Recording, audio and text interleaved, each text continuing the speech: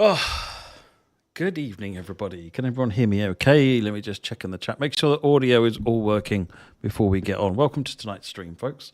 Tonight is a bit of a chilled, bit of a let's play. There's been some questions asked about how to do things on the Vectron and the Scotsman, so I thought we'd take a look at that, and some things that you can't actually do, like operating coach lights in the Vectron. There you go. Spoiler. And what else? That's it, really. Just having fun. Bit of free roam, bit of laugh, and we'll see how we get on. I have not planned any of this particularly. I've got a rough idea of what I want to do. I've not tested any of it, so I'm expecting a bit of mayhem tonight. I've got to be honest. So if it happens, it happens, and we'll not get too worried about it. Right, let me switch to the game. Cool. Hopefully you can see that. Let me just... Right. Now, can you just confirm you can also hear the game okay?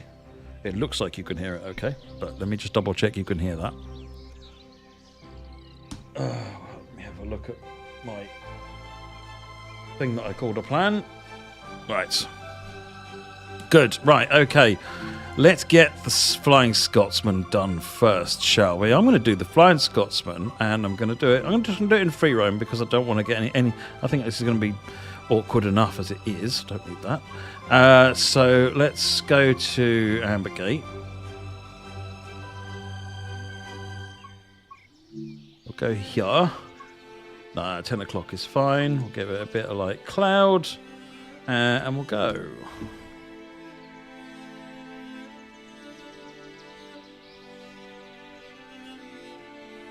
Right. Yeah, like the wave thing that the creative team did for me there, right? It's quite cool, isn't it? You notice they've been doing it in videos, and I sent a message to Darius, who'd been working on that, saying, Darius, that fade and wipe thing that you've got in the videos, can you just do me a video of that I can use as an OBS stinger? It's like, yep, sorted. Can't ask for more, really. Well happy. Right, okay, let me come over here. Now, we are going to be a little bit, strange here, and we're going to run the modern Flying Scotsman on here, but bear with me, it's all fine. We're going to run Mark 1 coaches, spawn that train here, spawn it there, thank you. Right, we've got Mark 1s, right? So this is, I'm going to basically, the principal thing people I think get stuck with on the Flying Scotsman is brakes. So let's spend a bit of time talking about brakes, because there are two braking systems on this train. Shut that down. Right, so we've got no vacuum brakes set up, so we've got to release the brakes. So effectively what's going to happen at the moment is I'm not going to do anything until I've set a path, because that would be dumb. So let's do that first. So we're going to set a path, and where was it I was going to go to? I was going to try here first, wasn't I? And see whether or not I could make this play ball.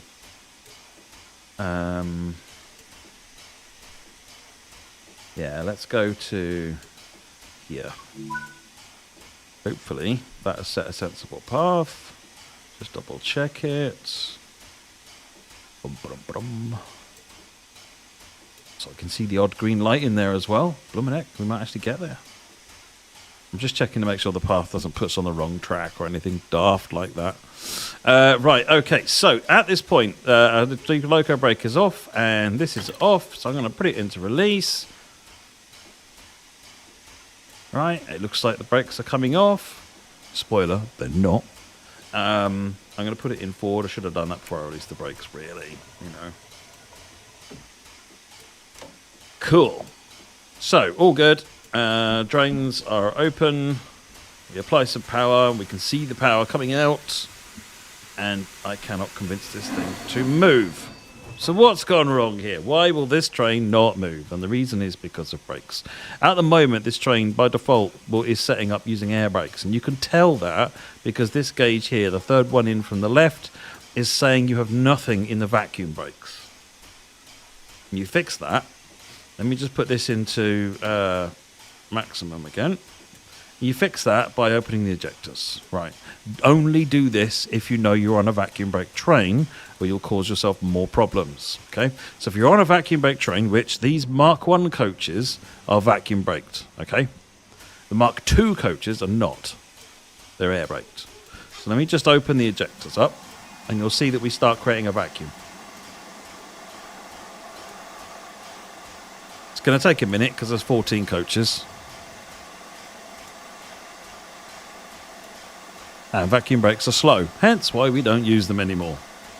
Well, one of the reasons we don't use them anymore anyway.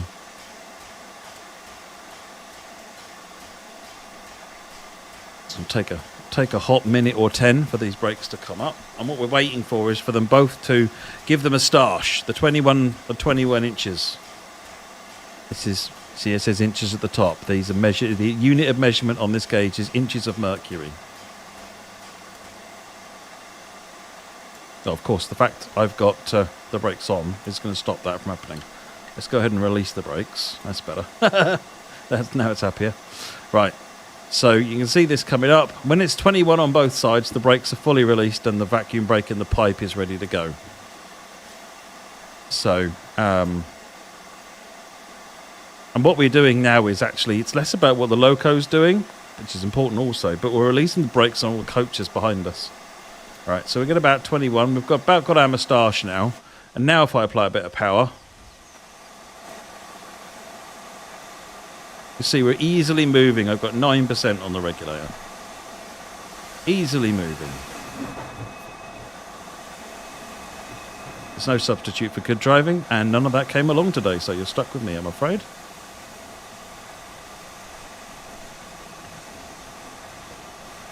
Possibly some of the brakes on the back of the train still haven't quite released yet. But that's fine, they'll get there. Give it a few turns of the wheels to flush the cylinders out and we'll close that. Yeah, right, driver assist. Shut up. Right, when you close the cylinder cocks, especially in a situation like this, keep an eye on your steam chest pressure. So if you close the cylinder cocks, you'll see that it starts going up because you're not venting as much. And what that means is in a situation where you're going to be you might wheel slip. You might find that closing the cylinder cocks causes the wheel slip. So just keep an eye on your steam chest pressure as you're speeding up. That's better. We're good now. Right. Now we've got that off, we can close the large ejector. We'll leave the small ejector open. And the idea is the ejector is creating vacuum. And you need to hold the vacuum created all the time. So if I shut this small ejector off, you'll see that gradually the vacuum disappears. Doesn't seem to be at the moment. Oh no, it is very slowly going down on this left-hand side here. You can see it coming down, right? Because vacuum isn't perfect. One of the problems with the vacuum brake system is that it's very easy to lose the vacuum, especially with all of the old equipment on these trains. So you need to continually, this is using steam to create vacuum, essentially. So let's put the vacuum back on there. So this will be the brakes starting to come on over time and we find ourselves in trouble.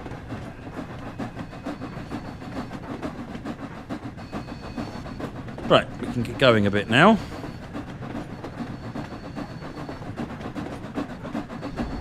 I brought the cutoff back a bit. Just back to 50%. Starting to get up some nice bit of steam now. Someone asked about air brakes. Let me try and find the message. Oh, which are generally more effective, vacuum or air? Air is much better. The Americans stopped using vacuum brakes very, very quickly. We took a bit longer, but air brakes are far better.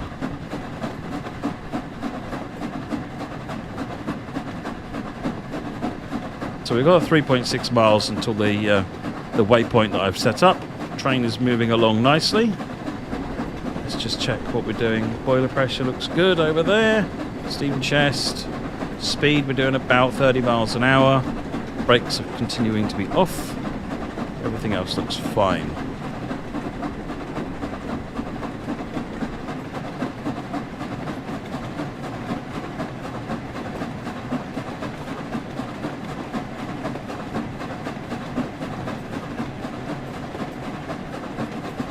Let's have a bit of a flyby, shall we?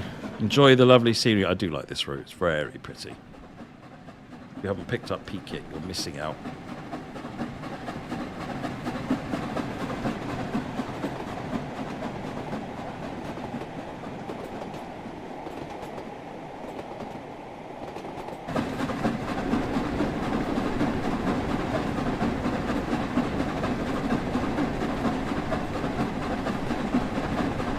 So my little plan here, and we'll see whether it works or not, is that we're going to drive up to this waypoint and then we're going to swap over to some air braked coaches.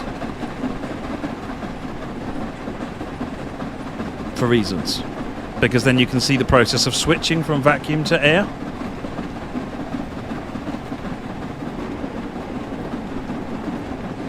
What are we doing now? About 45, 50 miles an hour? Yeah, 45. Fine, we're not in any rush. 2.7 miles to go. You're waiting for a sale, are you, Riddle? Well, let me see what we've got for you then. We've got a Halloween weekend sale with 35% off the standard edition of the game. What else have we got going on here? We've got Peak Forest, the one I'm running at the moment, 50% off. Bremen 50% off, and Trenton 60% off. What else have we got? The loco add-on bundles 40% off, and Cross City is 50% off. Cracky. I'm going to complain about these discounts. They're too good.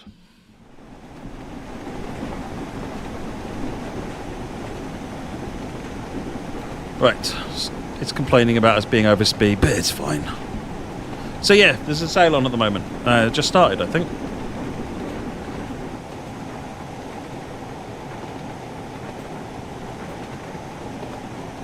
It's rare that I'm that organised train boy, to be perfectly honest. So I gotta, you know, just say it when I am. Right. So when you apply the air brakes, again, you're using the normal train brake lever, and the train brake lever is going to operate whatever brakes are active, essentially. So as I apply the train brake, so it will operate the vacuum, and then that will help us slow down a bit, as you can see here. Now remember, the vacuum when operated like this is going to be self-lapping, essentially, not manually lapped, meaning you'll see that it's holding itself because you're using an air brake controller. And what's actually happening in the loco is air braked, and the vacuum system is slaved off of the air system, so it will follow whatever the air system is doing. So if the air system is saying apply brakes to this point, then the vacuum will follow that. So you're not using a vacuum controller. You'll notice that it doesn't look like the type of brake controller you'll have seen on the vacuum brake locomotives. Brakes haven't come off. Put too much brake on, basically, for too long.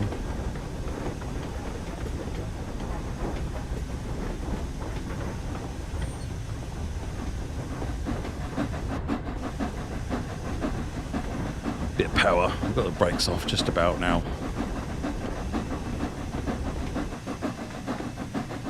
Helps if you pay more attention to what you're doing, but hey.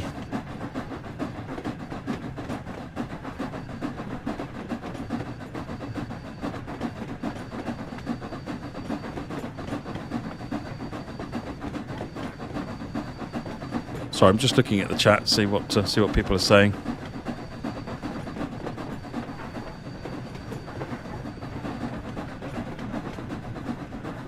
So our stopping point, artificial stopping point, is 1.2 miles away. So we'll give it a little more of the boot.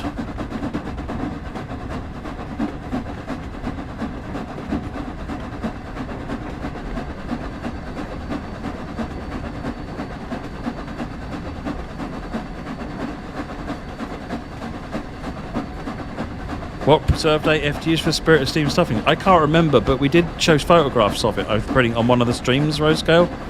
If you want to go and try and find those. Or failing that, message me on the forums and I'll go and find out for you.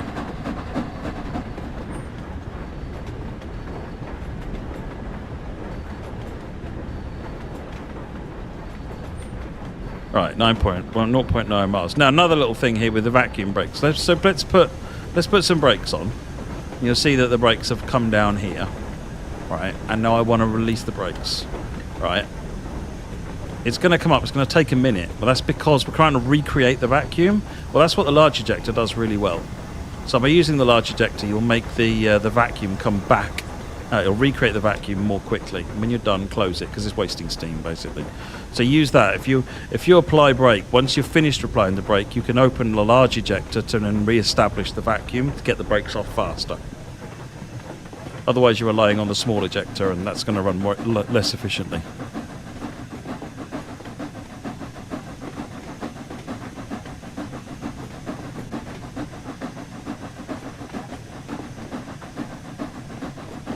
Bartos, did I have a good day? I did indeed.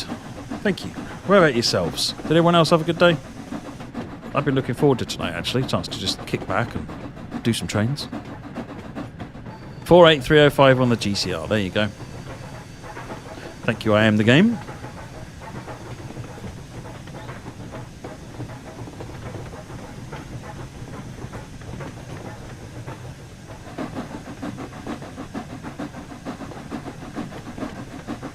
Any updates on the release date of Blackpool? No, not at the moment, Stephen.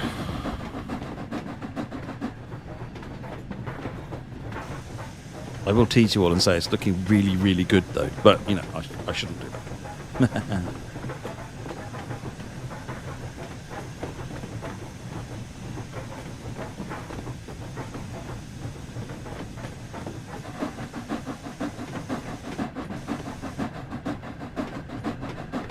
KBP, yeah. Aware of the AWS acknowledgement thing, but I know it's on their team's radar to fix if it hasn't already been. What I haven't done is look to see what's in patch 3 to see whether it's in there or whether it'll be in one of the next ones. There's a bunch of patches lined up.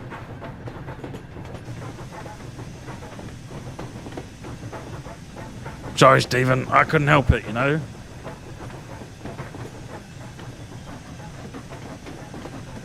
These are my sidings.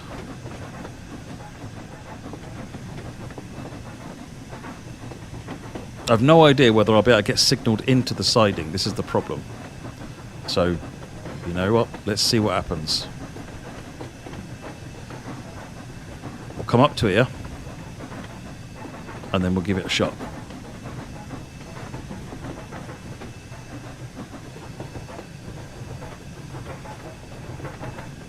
Stop at the signal box. Say hello to Mr. Signalman.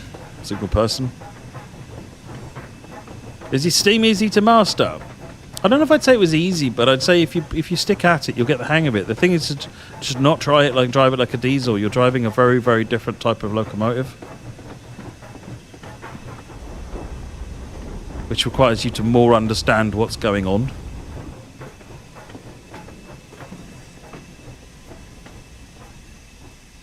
All right. Now, I'm just going to cancel that path because I don't need to go anywhere else. Remove the path.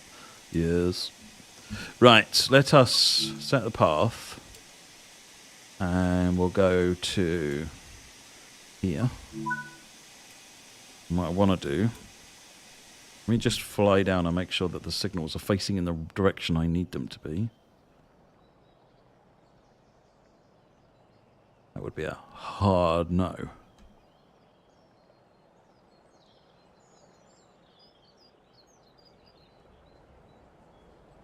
Not intended to go the other way.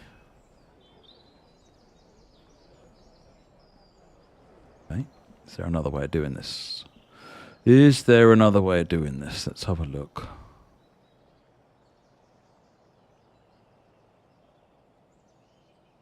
That signal is just pointing in the other direction. It's not pointing in my direction. Could I go back and change over? Oh, I could go back to here, but I got no signal there either. Remember that when you're changing lines, and this applies to free roam as well as anything else, it only works. You can only change automatic junctions with signals. Crudely, that's kind of how the system works. So you need to find a signal that you can face, which will change the junction. Right, so this isn't going to work. We'll carry on then. We will carry on. Let's just remove the path. And we will set another path.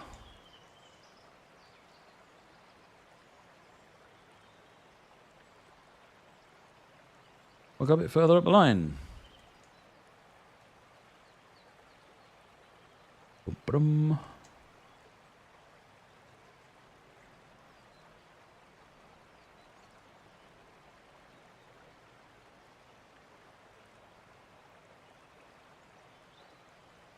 That one might do it. Let's go here.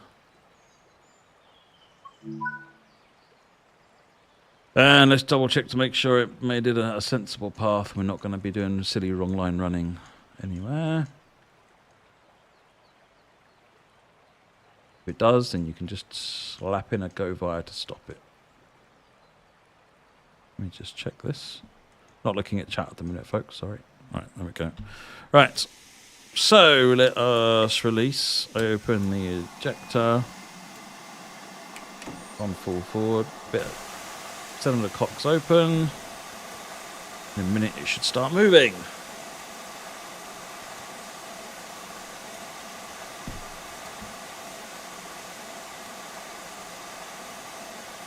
Yeah, there is this red one here, isn't there?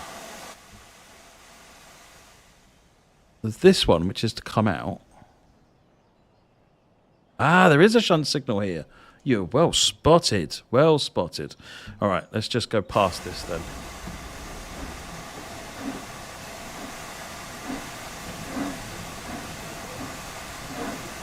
Doesn't help if you're blind, you see.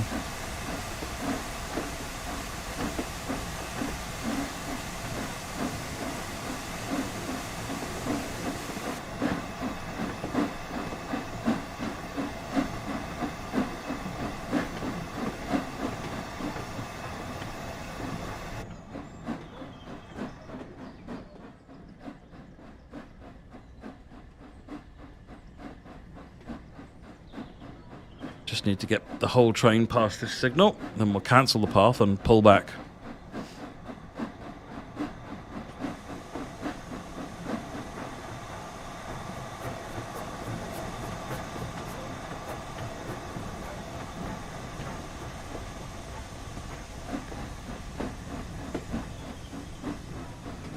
No release date yet for Blackpool, no.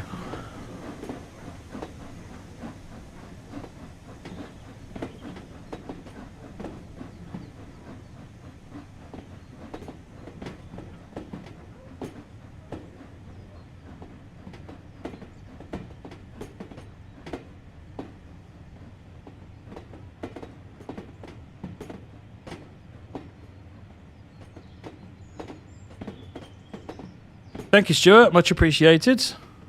Yeah, very pleased with the result. Very, very pleased with the result.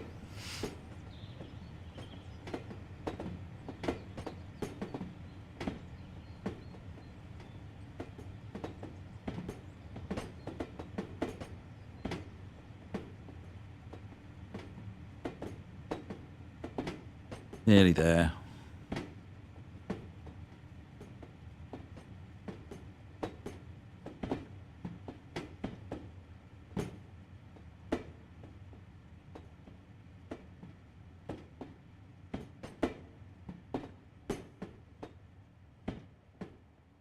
Anytime you like. Cute. Right, okay, let us cancel the path. Remove path, not remove train. There's a big difference between the two. One of them makes you go, oh. Right, let's set a path, and this time we'll set the path back to here in the siding. Hopefully, in a moment, the signal will go. Hey.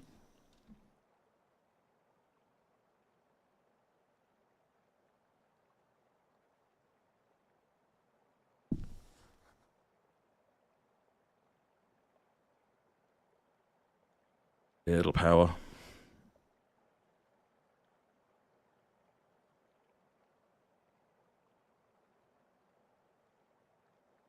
Ejector is fully open. J key and Shift J key, by the way, if you're on a keyboard to operate the large ejector. There it goes. See it puffing away in the distance there.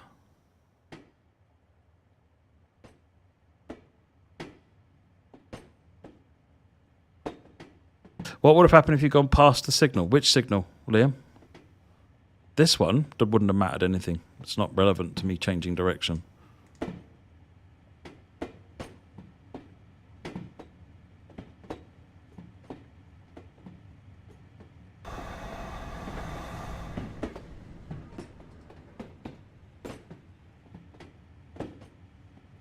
Have we got manual junctions to worry about here?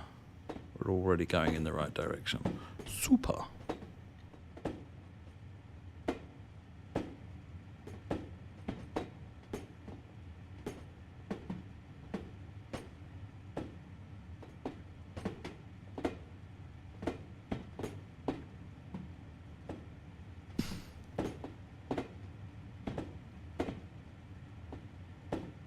Tuck this train into the siding.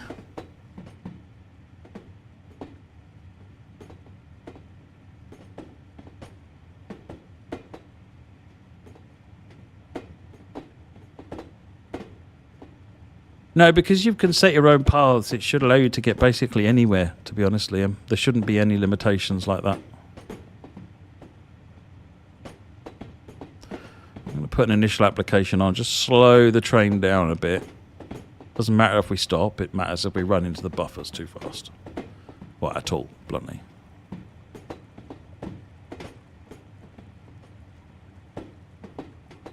No, I've got the large ejector sitting there open, wasting steam, which just means that it is going to keep the brakes off as much as possible, which is good, actually, for what I'm trying to do here.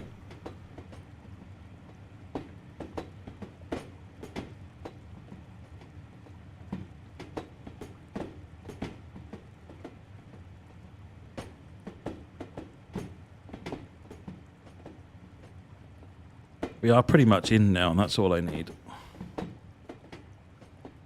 Close the large ejector so the brakes come on properly. Shopper. Right.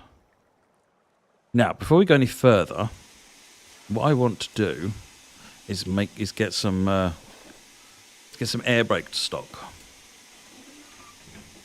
So let us fly out of here and spawn another Scotsman. Because, you know, you can never have enough Scotsmen. And we'll just make it with 8 Mark IIs. I'll spawn it alongside. I'm going to get rid of the second Scotsman, don't worry. The universe doesn't need 2 Scotsmans. It's just not big enough universe. Right, so let's unlock the Buckeye, which means I can now delete the train. Cool. Right, so... yes, we use a Buckeye to talk to that, so that's good. What I'm going to now do is uncouple the Buckeye for that. And we're going to pull forward. Currently in full backwards.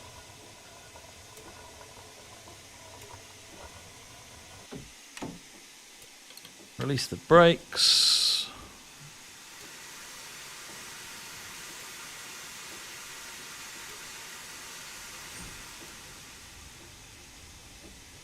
Let's just put an application on the loco for the minute.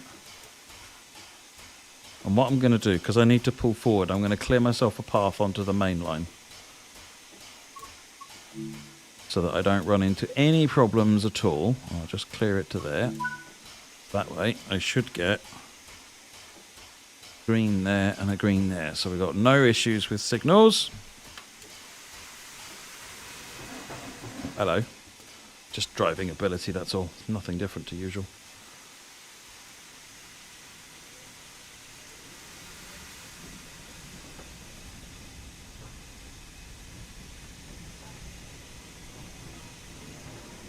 We're not looking at voice recognition, Richard Andrews, if that's what you mean, or where you can talk to the game.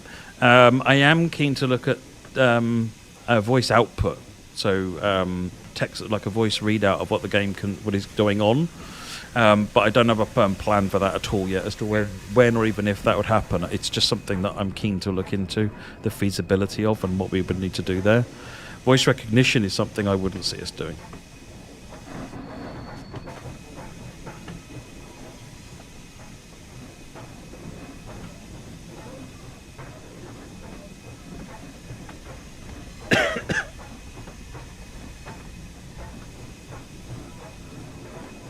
Yeah, just to keep everything sane on the signalling front, I'm going to pull past and re-clear myself back into the yard.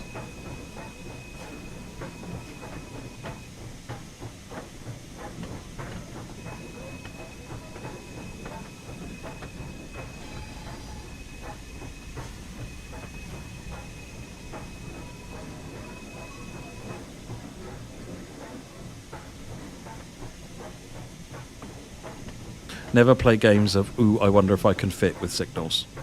Just clear yourself enough space that it just doesn't matter.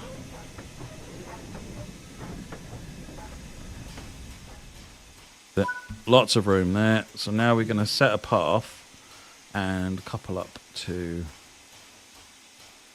these. So I'm very lucky. We got a path.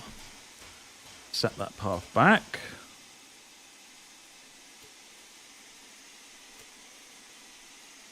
Release that in a local break.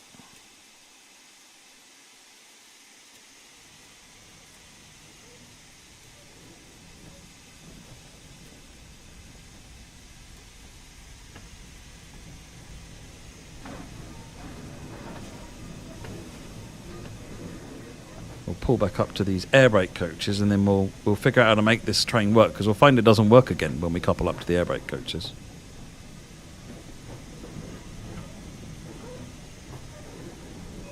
Oh no, that is the right way. What are you doing?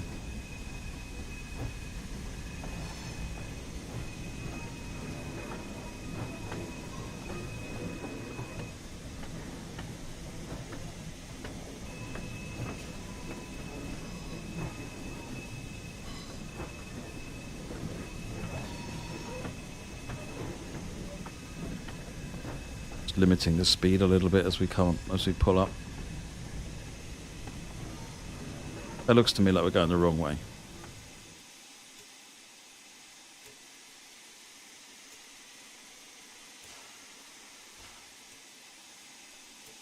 So, yeah, okay. I think has happened here is that this point should have been a manual point. I think we've found a bug. Because this is a yard entry signal. This is a manual point, but then this is an automatic point, which means nothing has changed it, nothing can change it, and there's nothing we can do. So let's pull forward and take these, put them on this line over here. All is not lost. Remove path, confirm, set a path, and we'll go back out to here again. We've got a green light to proceed forward. Remember, always keep your green lights in front of you.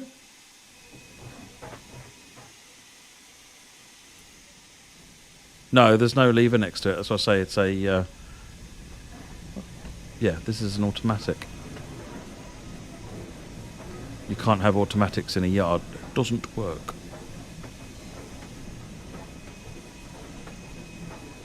You notice how there's no blue dot on this?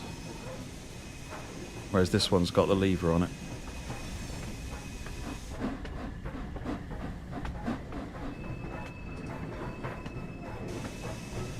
But we can access the third road by the looks of it by switching the manual point. So we'll do that instead.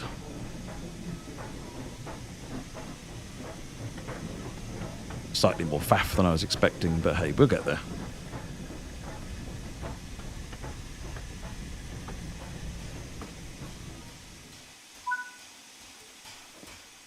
Right, I need to jump out again.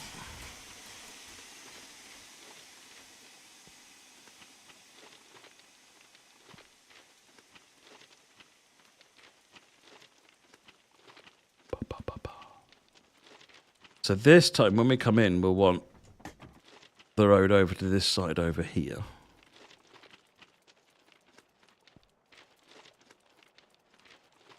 And then we'll need to spawn me a bit of Scotsman again.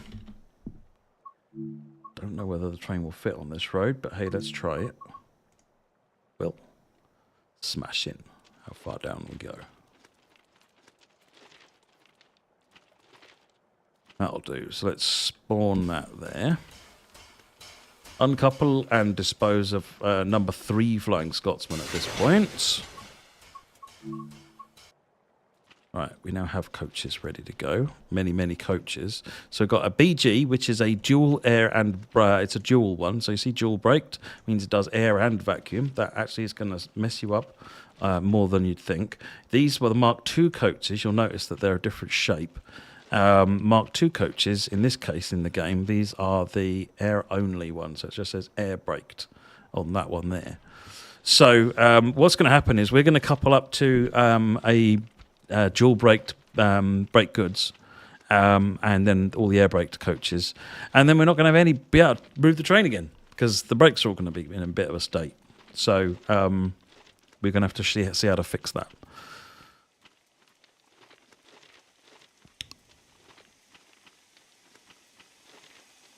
Back to the train sometime this week. Right, okay.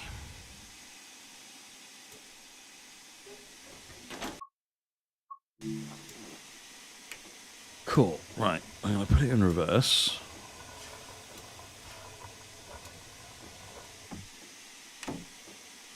Cool, let us set path.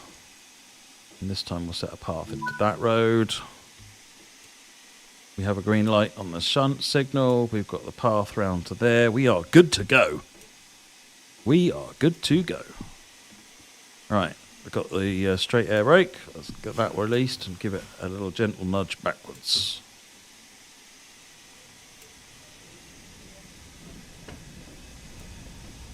At these slow speeds, I'm just applying a little power and releasing it again. If you watch the steam chest at these slow speeds, you apply the power and release it. You see it builds up really quickly.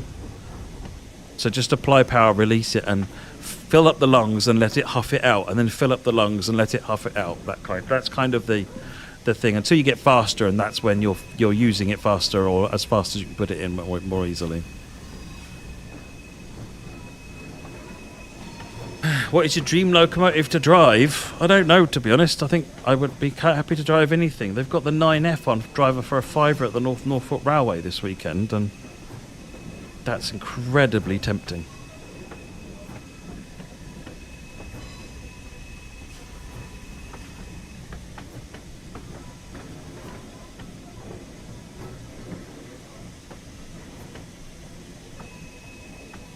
Just use the air brake to slow us down a bit.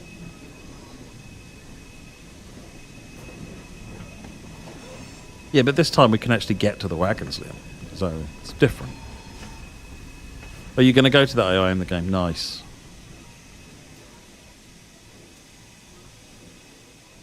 Oh, of course, Raw. I'd drive. You know, no. If someone says, "Hey, Matt, do you want to drive up the Union Pacific Big Boy?" I'm going to go, "No, that's fine.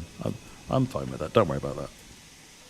That doesn't sound like me at all. If me ever says that, then you know it's not me. Basically, it's an imposter.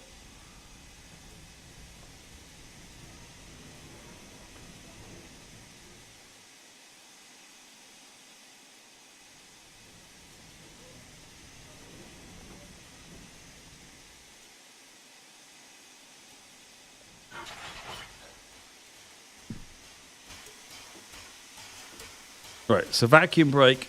We have the vacuum brake. So the vacuum brake actually went down and then came back up again because it's now created the vacuum on the BG. This turns out to be a problem. So let's put it on forwards. And what we'll try doing is we'll just try moving. You know, innocent us. We're going to sit here and think, well, I've released the brakes. They're not running according to that. Let's give myself a path. And we'll set a path just to the next station for the moment. And then we'll set a new one after that.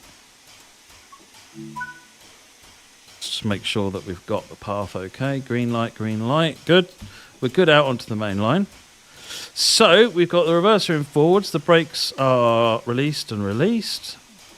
The loco brakes are off. The train brakes are off, and we apply the power and nothing happens. We can't move.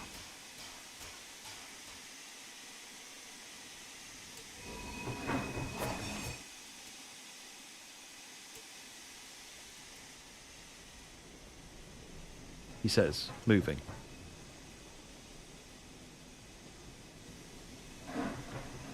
But it's a real struggle.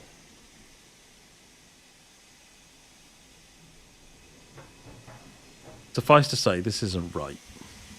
Shouldn't be this hard to make it work. So I am going to apply the brakes and apply the straight brake. Right, okay, we need to switch back to air brakes at this point.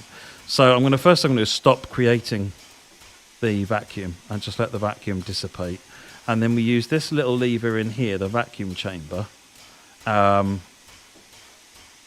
Will vent out the vacuum. So you see that? So unfortunately, I can't easily get both of them on the screen. There you go. So that's released out the vacuum on the locomotive. This one here releases the vacuum on the tender. So you see the right-hand needle, this one here going down. That's now got no vacuum brake on the tender. So the brake on the tender is now free running. Remember, we got an air brake. So we've still got a loco brake holding us, I believe. I hope. Please.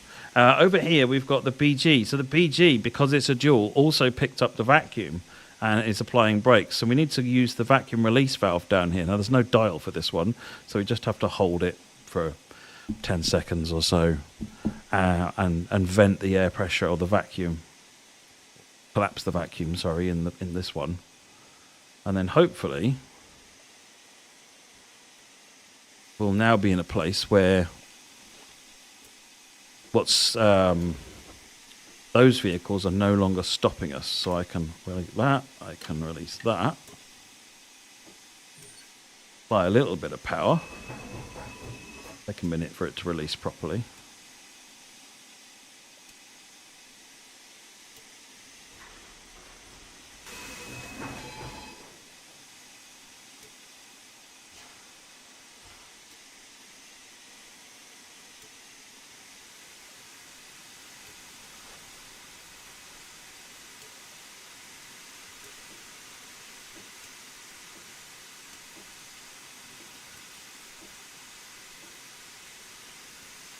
That one's off, that one's off. Loco brake is off, those are off.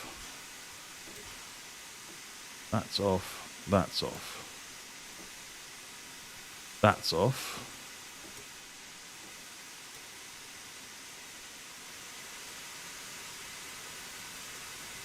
Oh, we're on a 0.6% gradient.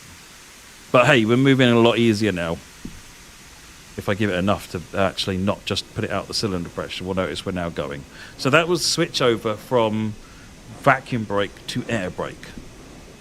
Yeah, so this was on vacuum, this was on vacuum, and this was on vacuum because we coupled to it and immediately it created the vacuum in the pipe.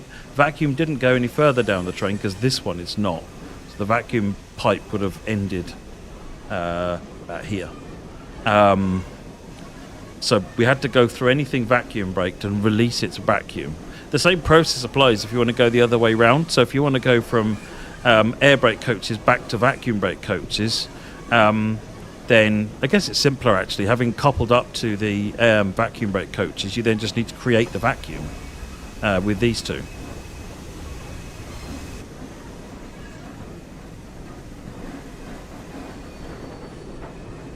Really struggling in this weather.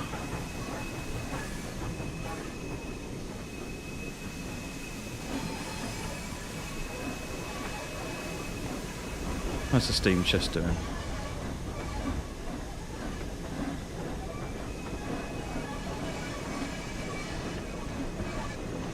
Squeal.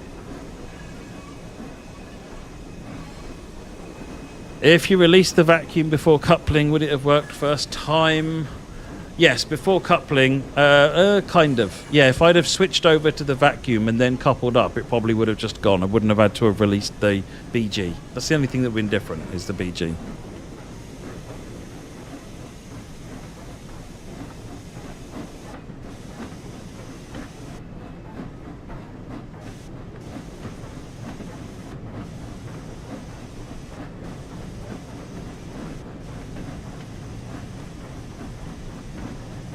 A vacuum equivalent of a hiss is probably still a hiss. It's just backwards.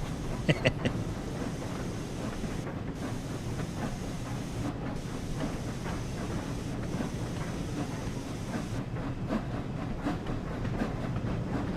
we all out of this siding? Yeah.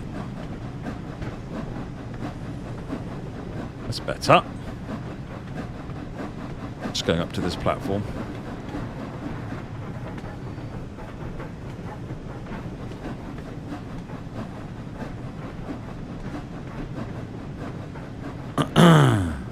News on the PS5 trophies not popping since last update. Yeah, that'll be fixed in the next update, which I think is going to go out on Monday. We have the fix ready, tested and working. Silly mistake. They happen, unfortunately.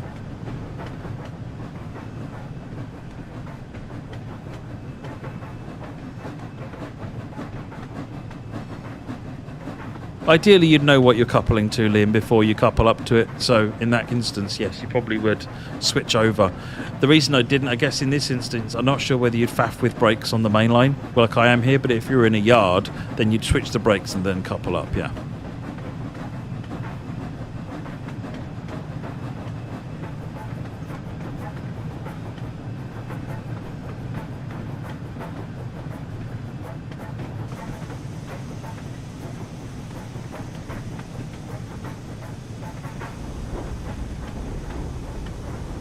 So now you'll notice nothing's happening on this gauge when I've applied the brake. The main loco brake is, you can see visible, but that's much better braking, much faster braking, because air brakes are just much better. So let's go ahead. What sort of time are we looking at here? We'll give this another 15 minutes. So let's remove this path. Double checking I'm pressing the right button. Set a path. And let's go, I don't know where we're going to get to. Let's go to here. Okay. That then.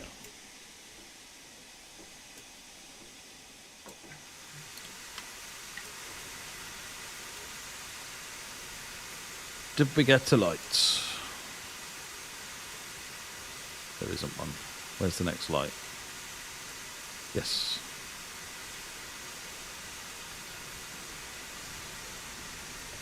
Gently get it going.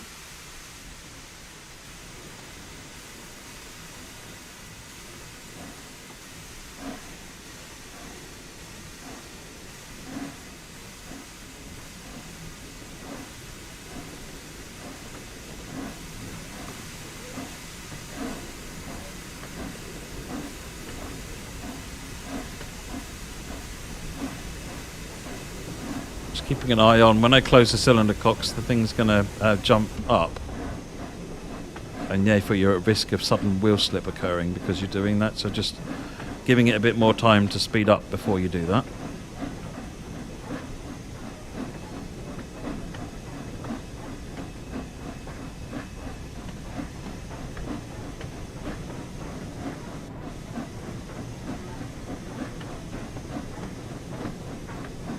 I think there's an update for the Scotsman sounds coming very soon, Morgan, if not in the next patch.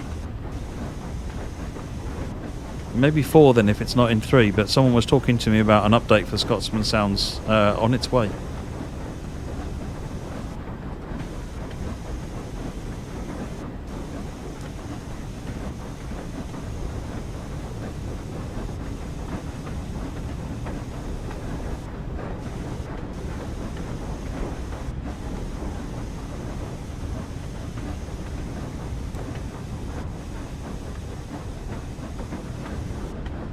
Great when you can't see anything, isn't it? Oh, here we go.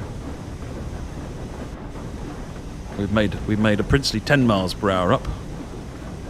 The camera in tunnels, I believe a fix is coming for that as well. I've seen that one in the change list.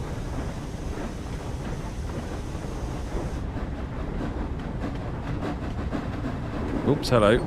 You notice the wheel slip occurred because my speedometer suddenly went crazy. We'll do it again. That's wheel slip.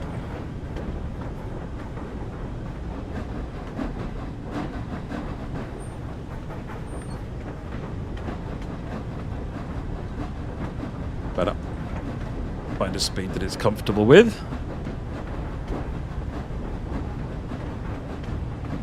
Camera bug on PS5 in classic mode. Is this the high speed thing? Where you can't use the control to make the camera go faster?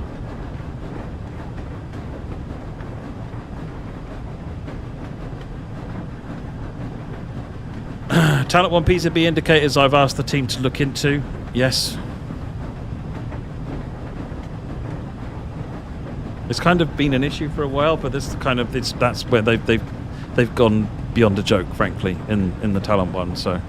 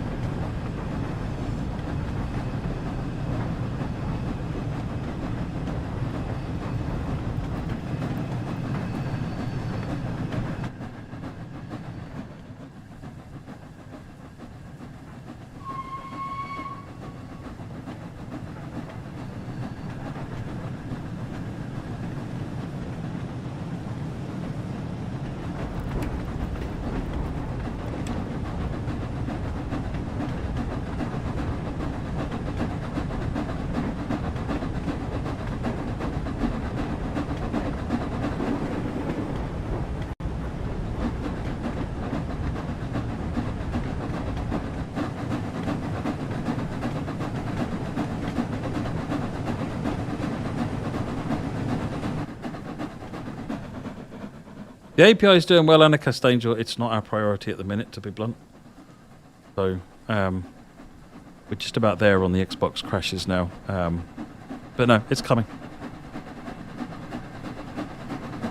This is Peak Forest, Lorenzo, which is currently on sale. 50% off or something daft. I appreciate that now that the fog has come in, the rain's come down, the clouds have descended. Basically can't see the route anymore, but if it was a nice sunny day, as it was when we started, you'd be so impressed.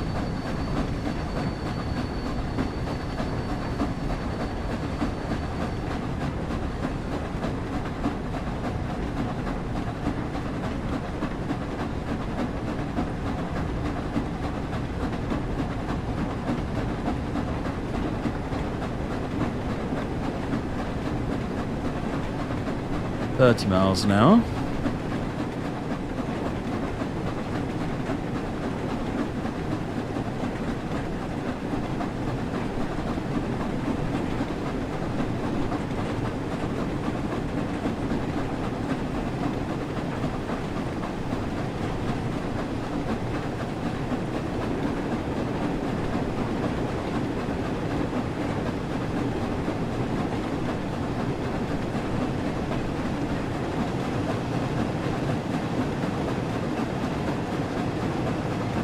Got 13 miles to our destination. Why are my mouse movements so smooth? How do you mean, Lorenzo?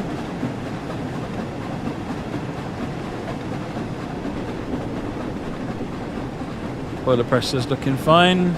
Speed is nearly 40. Brakes looking good.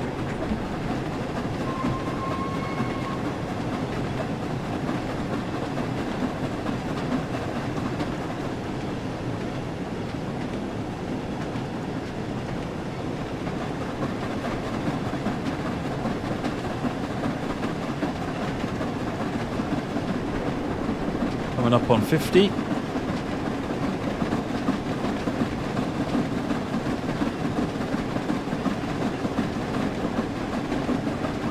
Trash Panda, finally getting a PS5 tomorrow. Nice! Enjoy that.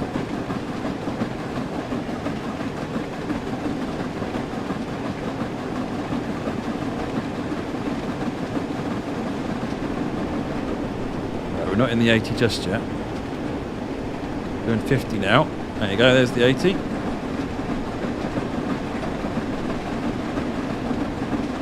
With the beans.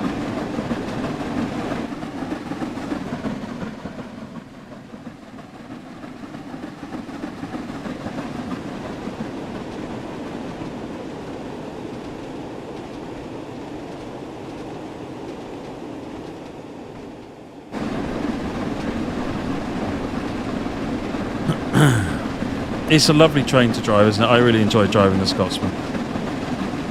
Where are we at speed-wise? Heading up for 60.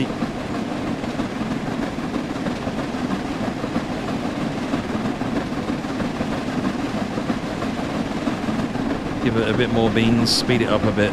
It's gentle uphill at the moment, so nothing too strenuous.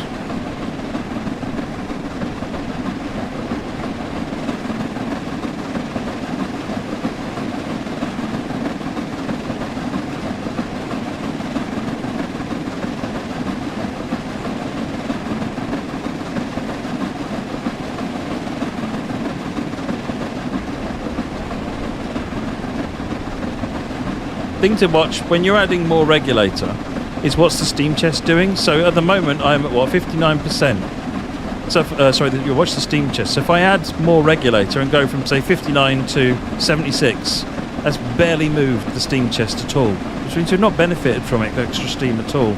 We may actually have caused ourselves more problems. So just keep when you're accelerating, keep the steam chest on the maximum of its range. Give it a little less power. If you move it like I move the regulator down, you can see the steam chest is emptying out. Give it more power, it'll speed up. Now, about 57%, it's not going to go up about much more. 74%. If I go up to 100%, it's really not changed. Drop it back to until it starts, so you can see it coming down. And that's the most effective sort of place to put the regulator. You just have to keep an eye on that, because as you speed up, that will change. You'll be using more steam, so you can put more steam in.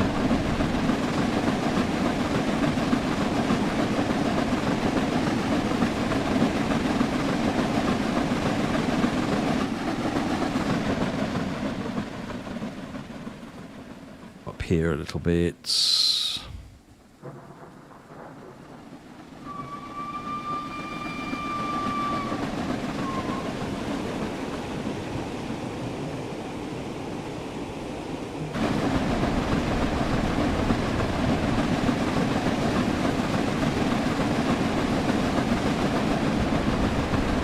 Nearly at 70, got a 45 coming up shortly. Which I think is the left turn, isn't it? Yeah. Let's cut the power. Flying Scotsman came out as of today, Left J, as its own DLC. I think that's out as of now. So if you bought Standard and you just want Scotsman, then you can now go out and buy. Same for Vectron. I think they're both now out as separate DLC. Let's get some air brakes on. Keep an eye on the speed.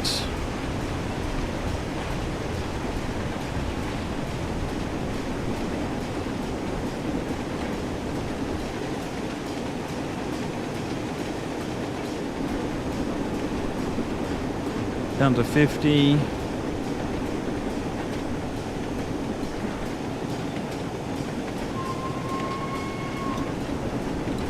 That's it. 45, just as we hit the 45.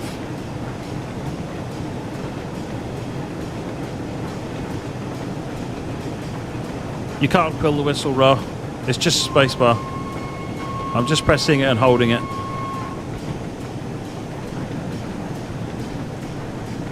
The problem is if it came out of both chimneys, Morgan, it would then horribly overlap. And it would look terrible, trust me.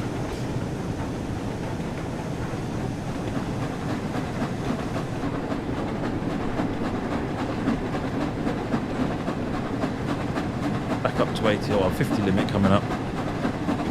I've made it round the corner.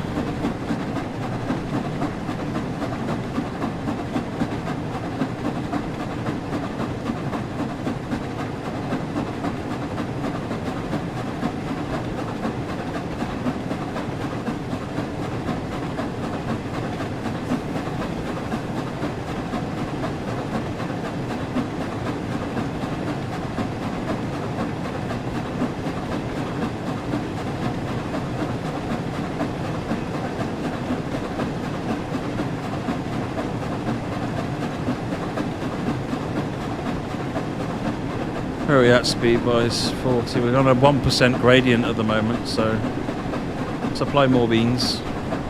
Again, keep an eye on the steam chest as you apply power and make sure that it's had a difference on the steam chest. Because if it hasn't, it's not really done any good. Missing add-on. Which one's that, Master Rail Driver? Is that the 204? I thought that was fixed. Or is it a different one you're talking about? We're not aware of any issues.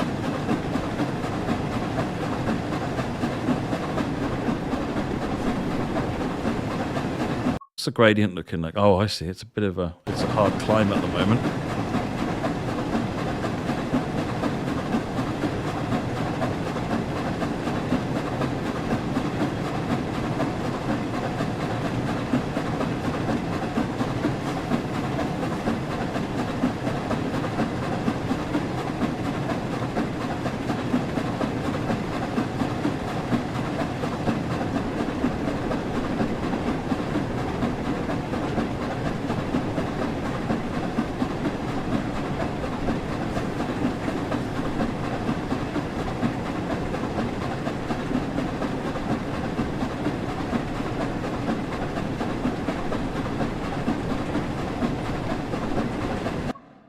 How long is this tunnel? Oh,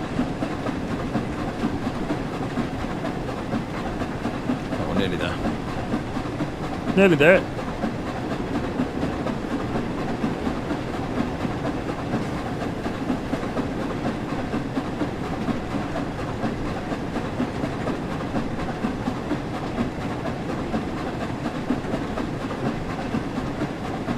Ollie Cat, try unsubscribing and resubscribing or downloading it again and see if that helps. Some people have been saying that helps on the other stuff. I don't know why that's the case, but give that a try.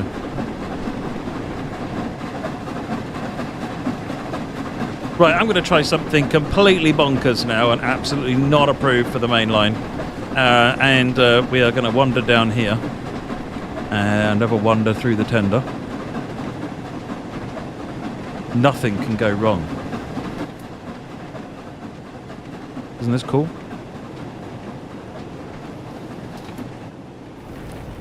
Hello, everybody. No, nobody's driving the train at all.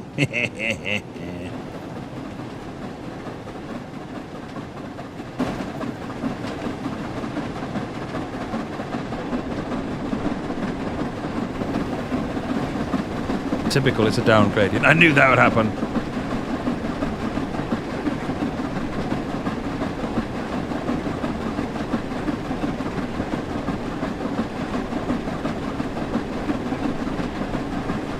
What are we at? 6.6 miles.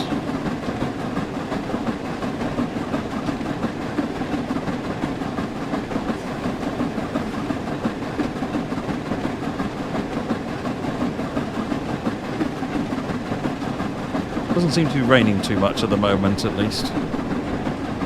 So I'll give it that. 1080p JHE. There's no point running it any higher for streaming. No point at all. What's the speed we're doing? Just under 50, so we're just at the limit, roughly. There or thereabouts. I've been looking at getting a Hornby Flying Scotsman because we've got one, but it's quite an old one. And I want the modern version of Flying Scotsman, but Hornby don't seem to do it.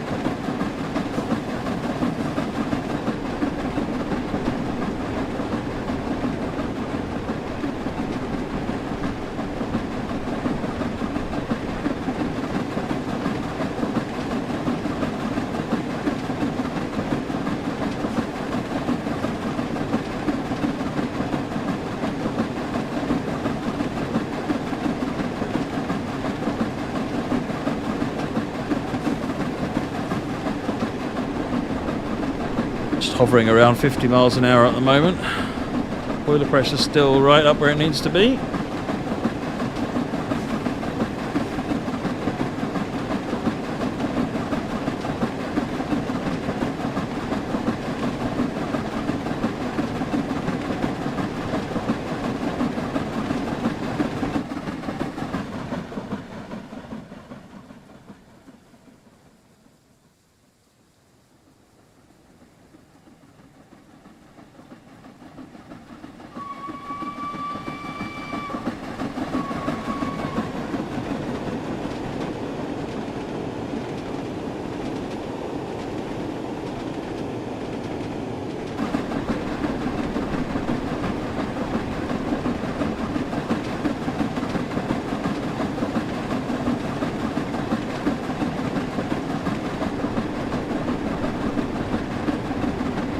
Take it up to there and then we'll go Vectron.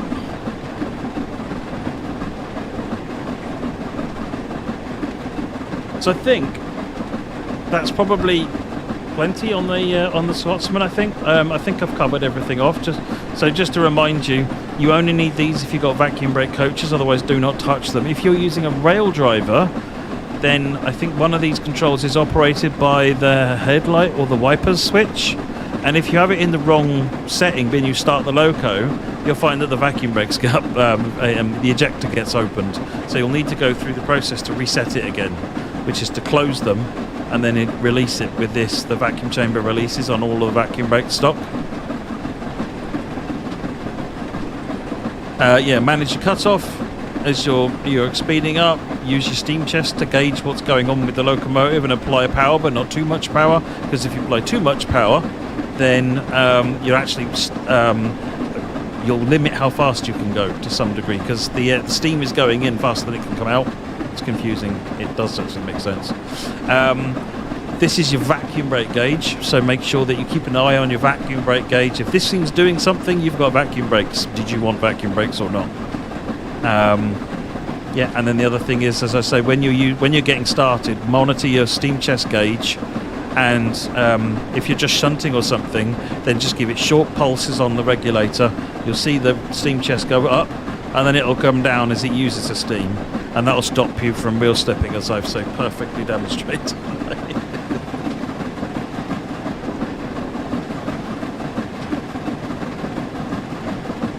How are we doing on the 50 here? We could use a little bit more power actually.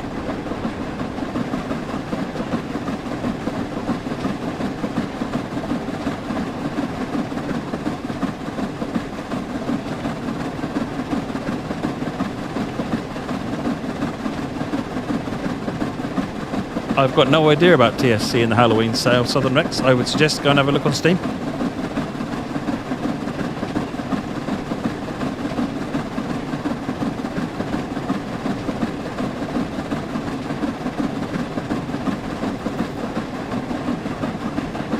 How long was this tunnel? Too bad.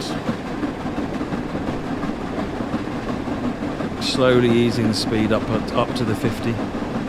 Oh, we're down, suddenly going downhill, look at that. All of a sudden the speed started shooting up.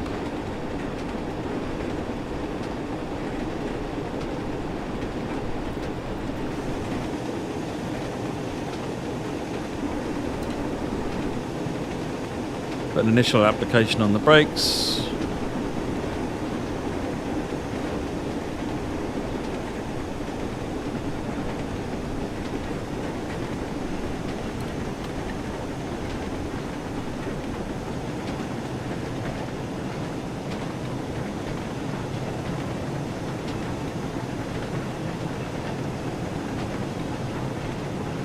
Two and a half miles to go, nearly there. I like free. One of the things I like about free roam is you can kind of just make your own challenge and do what you want to do, and it's more in the world than ad hoc as opposed to planning it with Scenario Planner, which is fine. But I'm not a planning type person. I'm kind of a. I just want to drive trains. Ooh, I want to drive a different train. Ooh, I want to take it in a different location. So I'm a little bit all over the place when it comes to what I want to do with trains. And free roam lets me do that. What's everyone else's thoughts on free roam? What do you like about it? What do you want to see it do?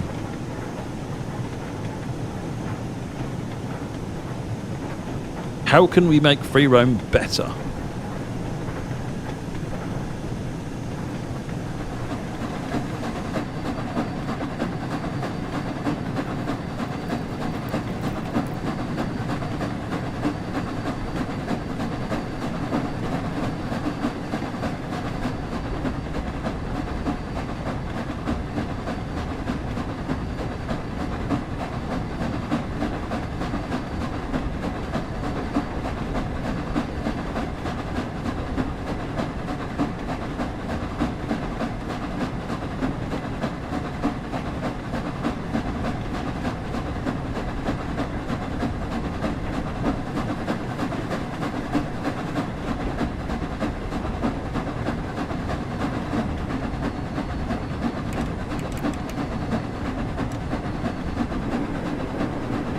Hello, we slipped the wheels again. Not clever.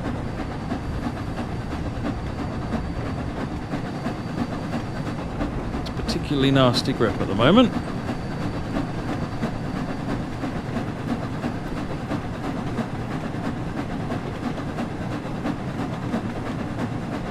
If you move the sticks even the tiniest bit while selecting a patch, it takes you right out of the map. I'm not quite sure what you mean, Raw. Is there a video demonstrating what you're seeing there?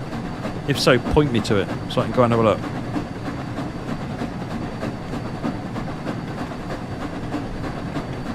And Beastie Bill, if you want to send me in a DM with any of your wish list for it, and same as anybody, let me. So if you want to post it in the chat, let me know what you want to see in free roam.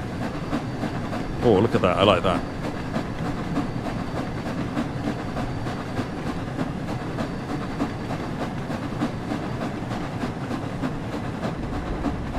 Slowly speeding up.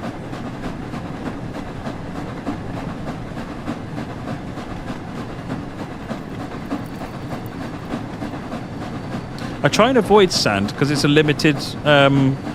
In reality, at least, it's a limited. In fact, it is technically a limited thing in the game, but it's quite a large limit. It's a limited amount that you've got of it. So, generally speaking, I'll just try and use better control of the train to avoid losing grip. Sometimes you need it, but I try and keep that to a minimum. I'm not on a real life schedule, so no one's finding me for being late. That's already in there, DJ Snap Attack.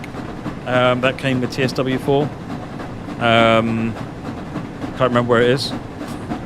Oh, I think a livery. When you create a livery, you can say whether it's allowed for AI to use it.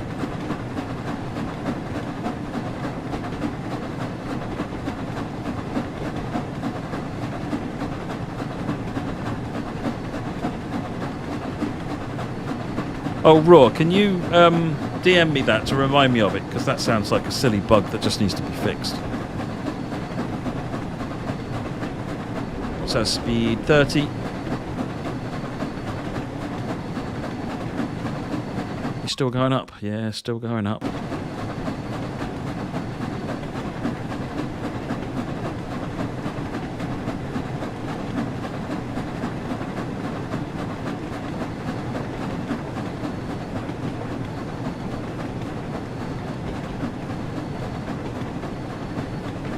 You see the red light, which is our stopping point. It's going to be just before that red light.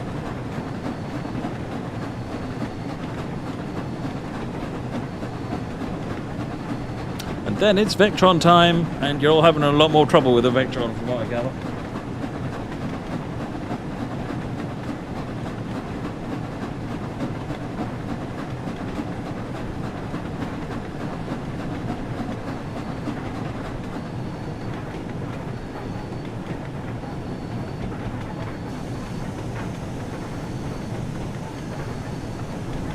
So we got, this is the hour signal on the main. It's the highest signal, and this is the telling us the next signal after it is a red one, or at least the starter is.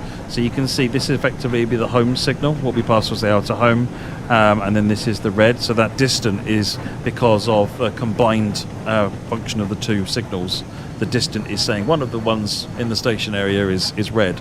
So even though the next one isn't red, the starter is.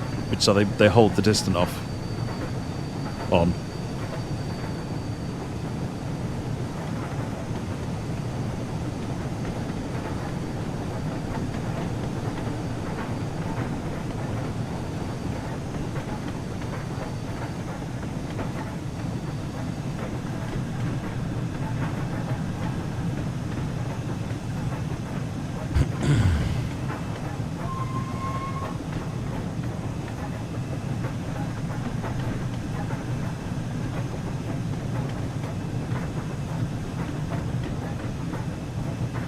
ES44 blue engines. I don't know what you mean, Texas.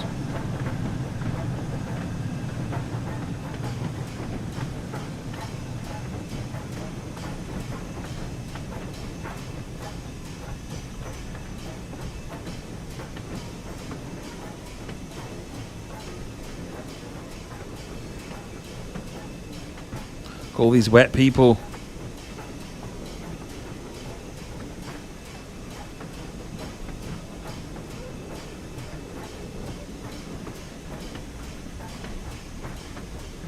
So spawning Dostos in particular liveries and so forth, really what you want for that is a formation designer, which is coming at some point soon, hopefully. So that's what I think I wanted to show and help with on the Flying Scotsman. So the principal thing that that I've seen people having challenges with is about air brakes versus vacuum brakes, switching between the two, and that stuff. So hopefully that's helped. Remember, if you're on the Mark IIs, you do not need to touch these. If you're on the Mark Is, you do need to touch these. And this is your vacuum brake gauge. If this is doing things, you're on vacuum brakes. If it's not doing things, you're on air brakes. And if you need to change, remember the locations. This is one of the vacuum brake chamber releases. This is the other vacuum chamber release. And then the bottom underneath the Mark I BG is the chamber release for that one. Right. Let us Vectron. So the first thing we're going to do actually is run a service on Vectron, because it showcases a couple of things quite nicely in a relatively short space of time. And then we'll do a free roam on it. So, to the trains, and we will do Vorarlberg, isn't it? I want timetable, I want the Vectron, and I want 49765. Good little service, this 22 minutes, like clouds, but it's a bit of a challenge, and it's got the thing we're going to look at, which is not just a neutral section that you have to reset for, but also a power changeover. So you're going to be switching power modes on this one. Yeah, Yana, can you? Oh, actually, downloaded liveries. You can't load them into Livery Editor, can you? No, that seems to be a limitation. That's supposed to be there for downloaded liveries as well, but it doesn't seem like it would do that. Right, so that needs looking at. Right, let's put it in forwards. So you put your key in, you cut in the brakes, select your direction. Signal is green, which is beautiful to see. Thank you very much. Release the brakes. Signal lights, let's put it on high beams dimmed. We've got OK for that. Yeah, give it some power.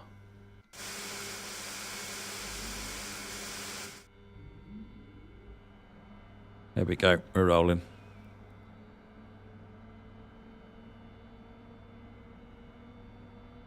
No, this is a locomotive, Vectron. BR193.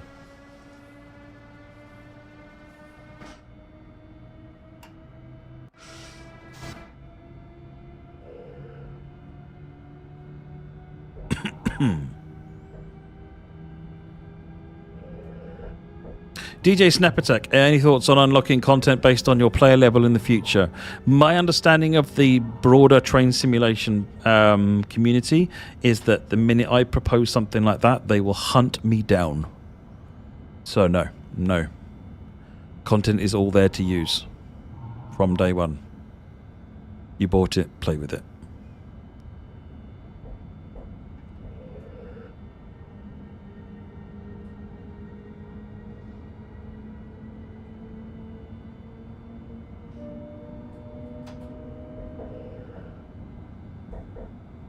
A bit now, actually. Hey there, Alpha. I'm doing good. How are you? Went past a 2k hertz magnet with the Vectron. The emergency brake gets pulled. Are you going past a red signal with a call-on or indicator, or shunt signal or something like that with the white lights on it? Because those still have a hot 2000 hertz magnet. You still need to press Befehl 40.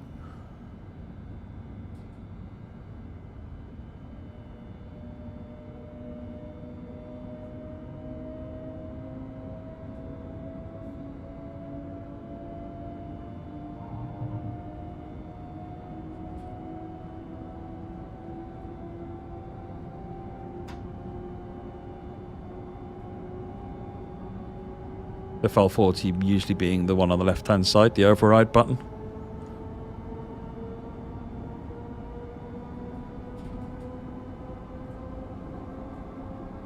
Usually happens around Coswig on Dresden.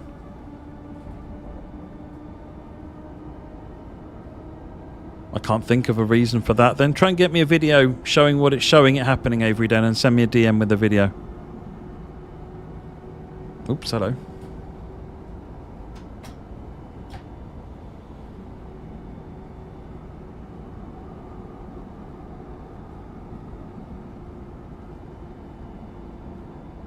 What we haul in Habins?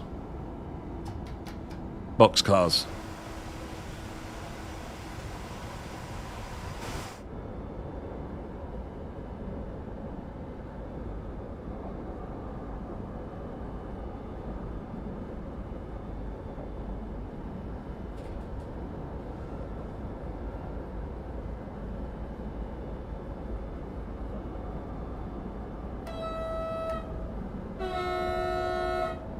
I like the dual horn better.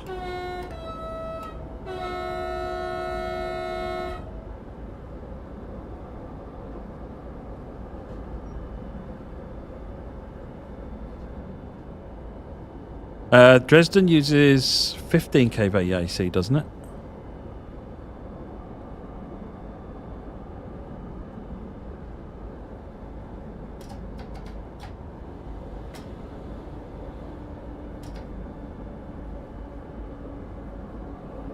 We had an expect stop signal came up there.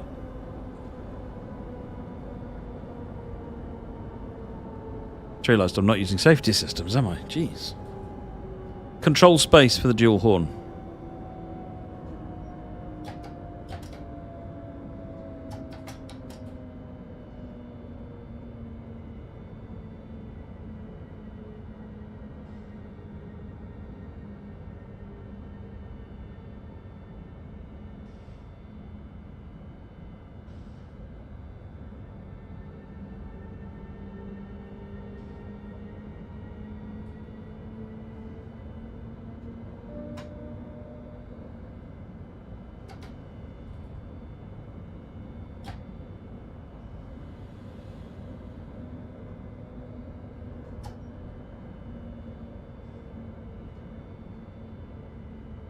Right, we're slowing down now for this red light.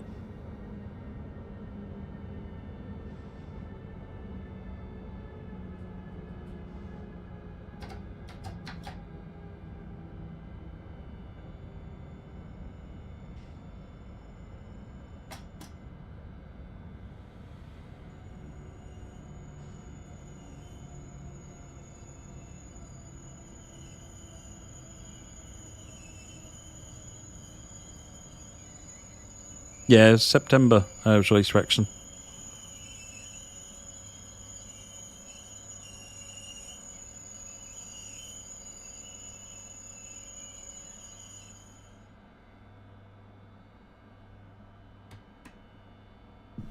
Put safety systems on this time.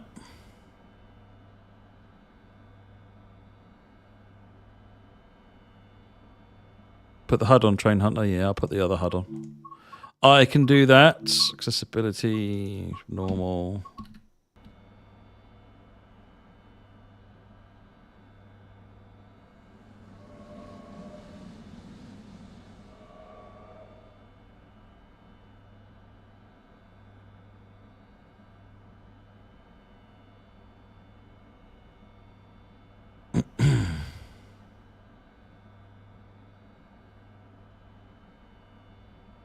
Hopefully let me go at some point this week.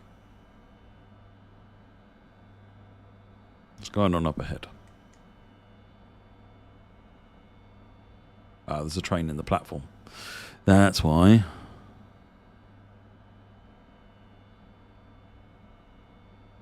You'll find this run, even though you're not going very far. I mean, you're going from this yard here to this yard here.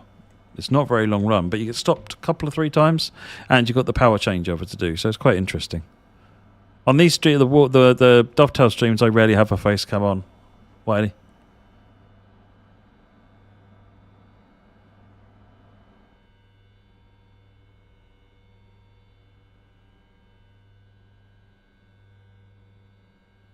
Yeah, as Train Boy says, if you're not already aware, you can...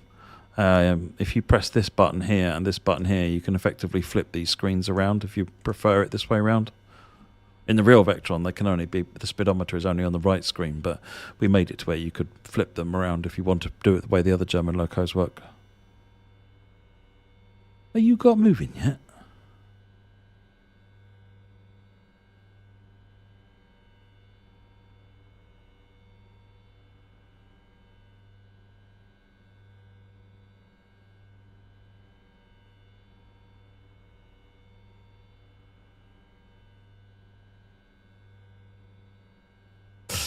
Wikinja Boy, yes, we're looking at some changes to the mini HUD to add some extra stuff in. No date, no date for when that'll happen at this point.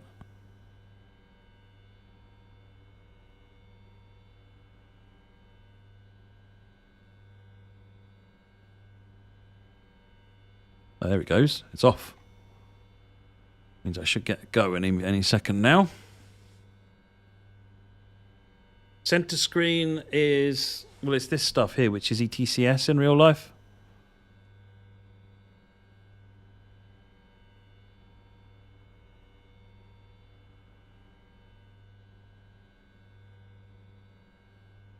There you go. That gets us into the station at least.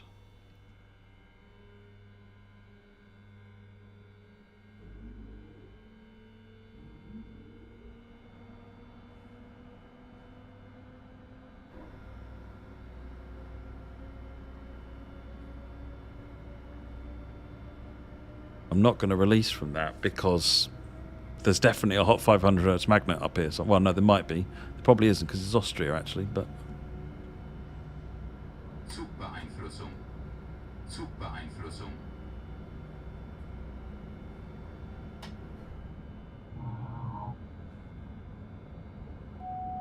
Not like we're in a huge rush here, to be honest. Yeah, we're on Vorarlberg, Pavlin.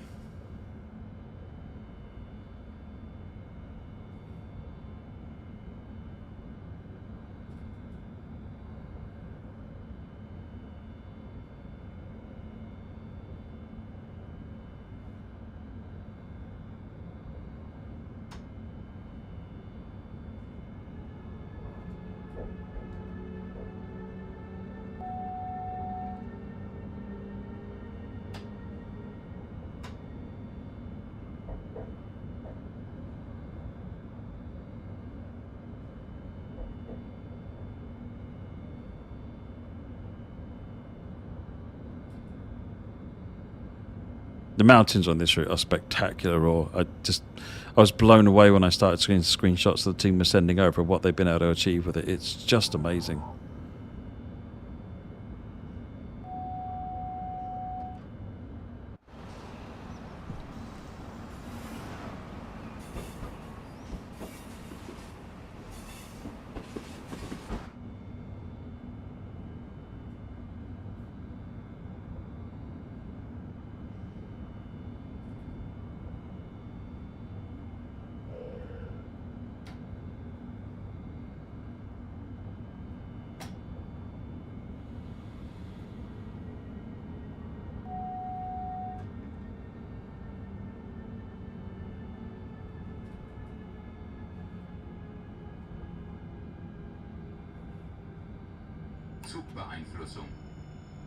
It's confirming that we know that there's a stop signal in front of us.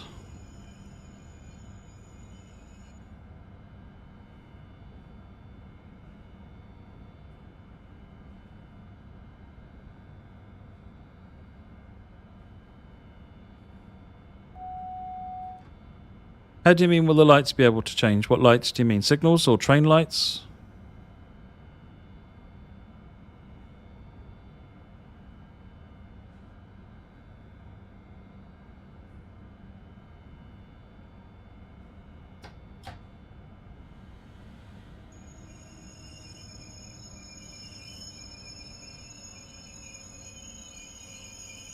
Commander Toff, I don't often have the face cam on when we're doing streams like the official Dovetail streams. I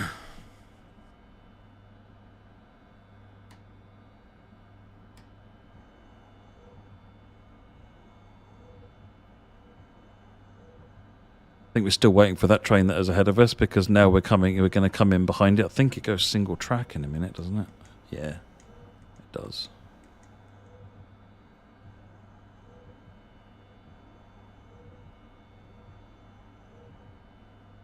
Okay, let's clear the section.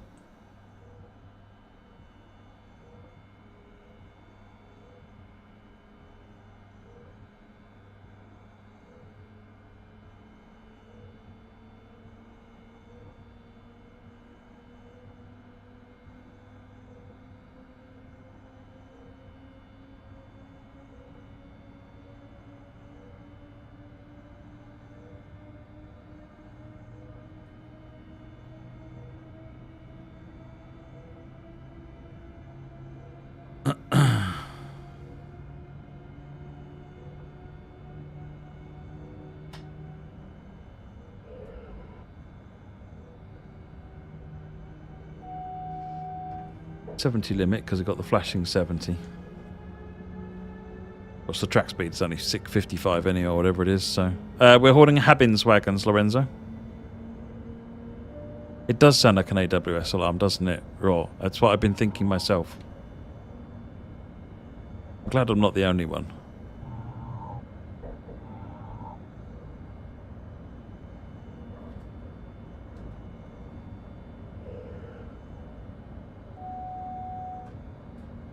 We've travelled the requisite distance. The PZB, well, the 1,000 hertz has already gone out.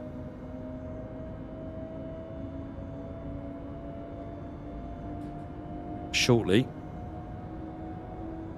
the 70 will go.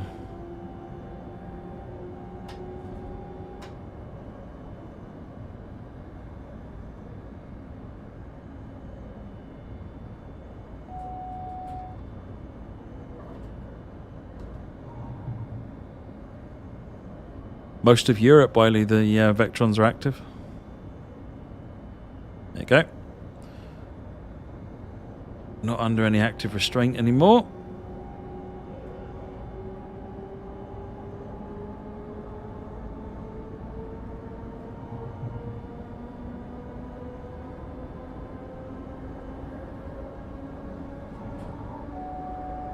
We'll do a bit of free roam madness in a minute once we've done this scenario. And I'll do a bit of ice. We'll show you the Vectron, the IC coaches, how you can get them connected up to the Vectron. Can certainly do that.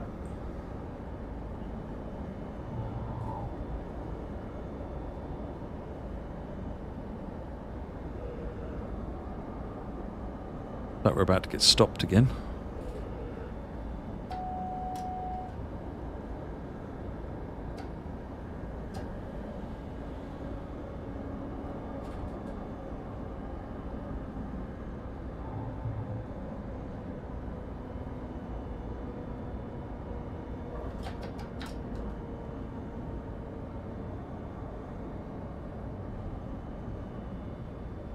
PZBM, which is why it's giving me the 70.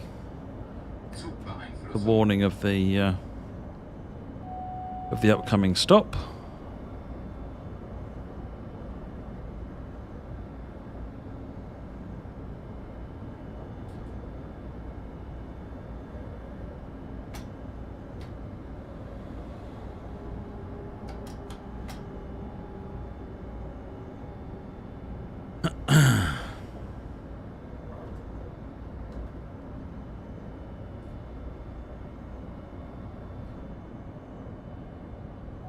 It's difficult to compare it with the Electrostar because an Electrostar is inherently braking on a lot more axles. I would say the Electrostar, and it's also lighter. So I would say that probably you could say the Electrostar's got better, more effective brakes. The Vectron is about accurate for what it's supposed to be. One of the key things is to remember that you need to use the air brake to stop the train. You can't just use the electric brake. I saw a video where someone was trying to stop the train and they were complaining it wouldn't stop on the electric brake. It's like, no train can stop on the electric brake.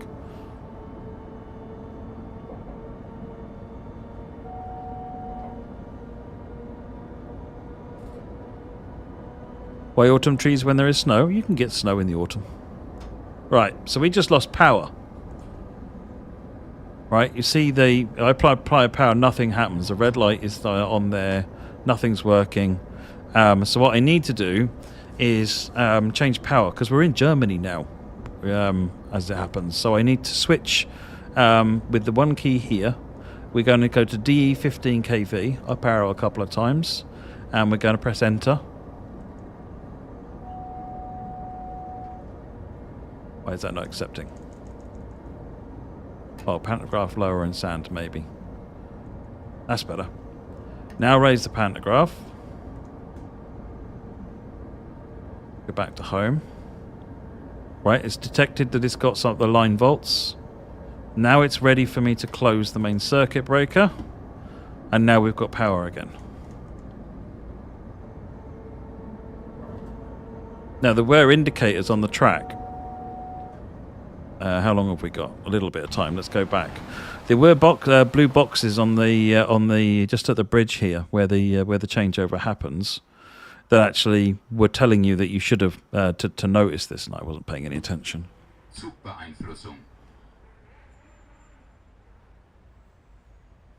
Wow, bridge is way back here.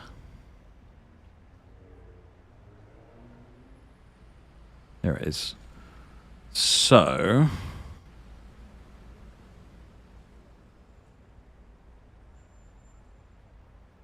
that's the first one. So this one is telling you that you are about to start a power voltage changeover, or a neutral section is coming up. So you need to prep. Normally at this point, sorry, the brakes have applied. Just let the train stop. At this point, you need to prep. Now, in a train like the Vectron, at some point it'll just pop the MCB, so you don't have to really if you want to. But ideally, at this point, you'd be powering down and opening the main circuit breaker. And then as you drive along a little bit further down here, you get this indicator. And this indicator is telling you that the power is about to vanish at that point. So this is the start of the neutral section. And then just over here is the end of the neutral section. So once you've passed this point, you are okay to put to close the main circuit breaker again. Or in this case, because we've traveled from Austria 15 kV to Germany 15 kV, we need to lower the pantograph, switch the power systems, raise the pantograph, and close the circuit breaker.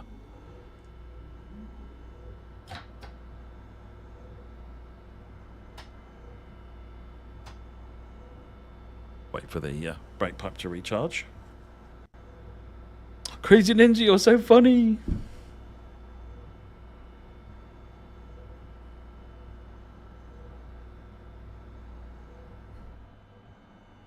So the biggest thing I see people having a problem with on this train is the neutral sections, and it'll affect actually a number of trains on this route and on Dresden, because Dresden has neutral sections.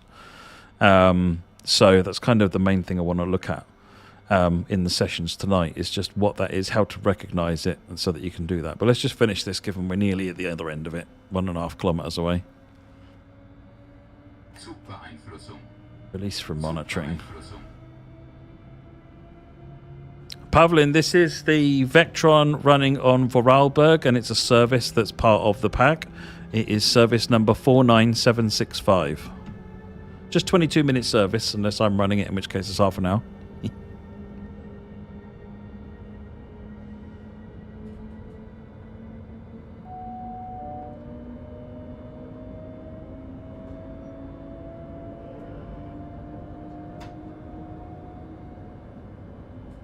Kilowatt hour numbers. You mean this lot up here? This is all your traction motors. So as I apply power, this is the I'm only applying power to 3 traction motors. One of them the system is disabled, which it does. So it's just disabled the third one. We're flying into the yard at this point. But you can see we're using electric brakes now across all 4. It will shift the power around. It's quite clever in the way that it shifts the power around on the different systems. Oh, I didn't acknowledge. I think we'll just call it here, to be honest. I'd say that was where we intended to end it. Yeah, so you can see that, this is the power that's actually being applied. Yellow being brakes and blue being power. Oh, just shush now. Yeah, so let's press escape and show the game what it means. And then what I think we'll do is we'll go on to Dresden.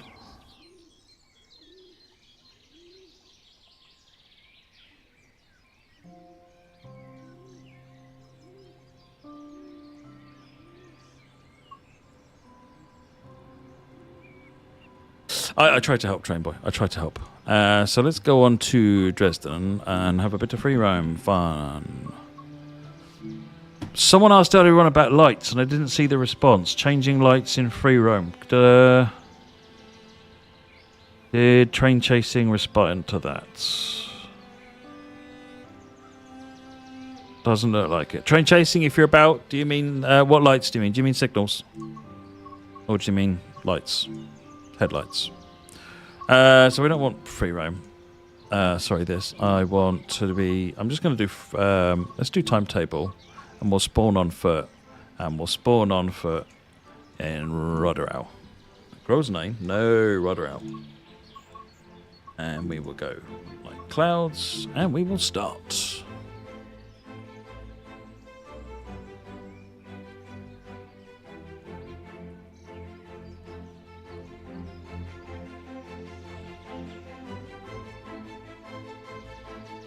I don't think these trains have regenerative brake, Raw. I can't remember. I don't think they're regenerative in that I don't think they put power back into the main. So I want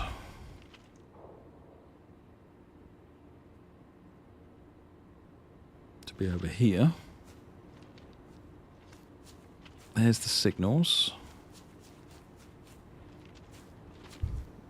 So what I'm going to do is I'm going to spawn a 101. Same trick as before. We'll put 11 coaches, empty, spawn, go. And then we will uncouple it. And we will delete it. Right, now we've got coaches. And now I can just spawn me a Vectron. The light loco, spawn.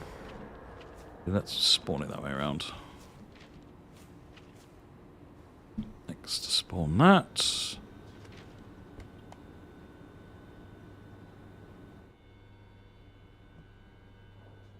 No, sit in the hot seat. So first thing I'm going to do is power on, cut in the brakes, put it backwards, release the brakes, and then we're going to look back here, and we're going to just apply a gentle bit of power.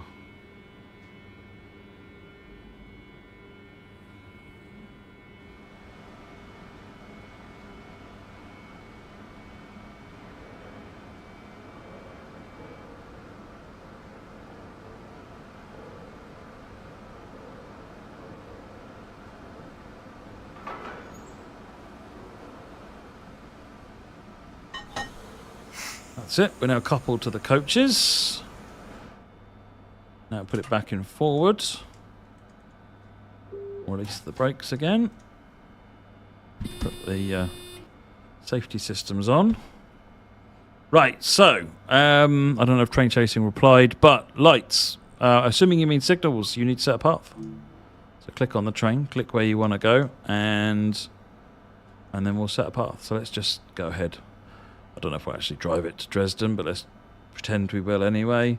We'll come in on this road here. Got a nice big long path, and it's probably going to be garbage. Like it's left hand running me. Yuck. So what we need to do here is click on that and click add a go via waypoint. So I'm going to click that, confirm. It'll then delete and re-establish the path with the go via present. And that then puts it on the correct track for at least 5 minutes.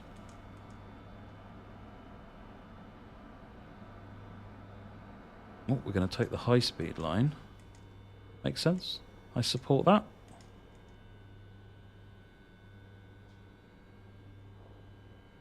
Lots of traffic on there.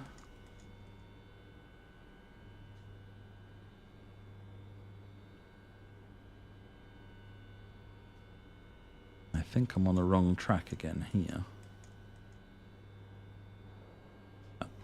So let's add another go via. So that once we come across to here,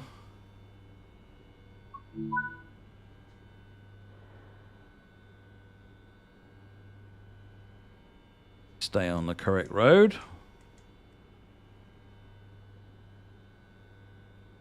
Come round.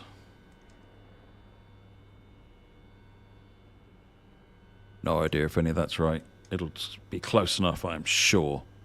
Right, we got a yellow light ahead of us, so we're good to go.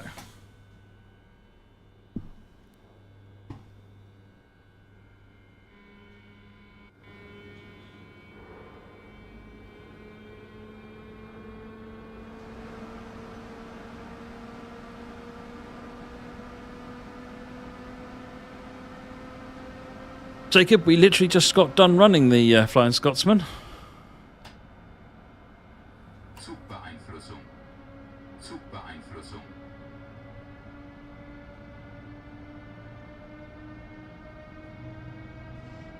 I thought the 204 had been fixed, Nahverkehr, so I'll ask the team what's going on there.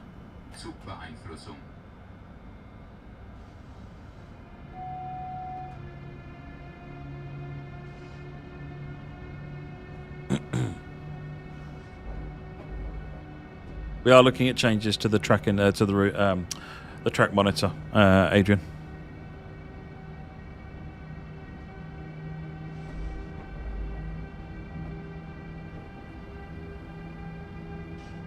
You need to have Hauptstrecke Rheinrohr, Unexpected Goose, because that's the route that the BR101 is paired with.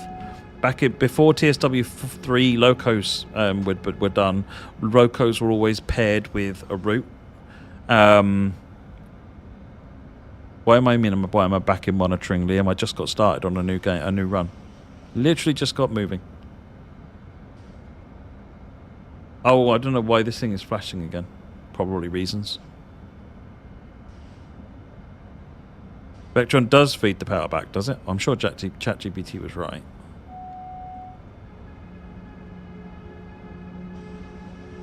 It's always right.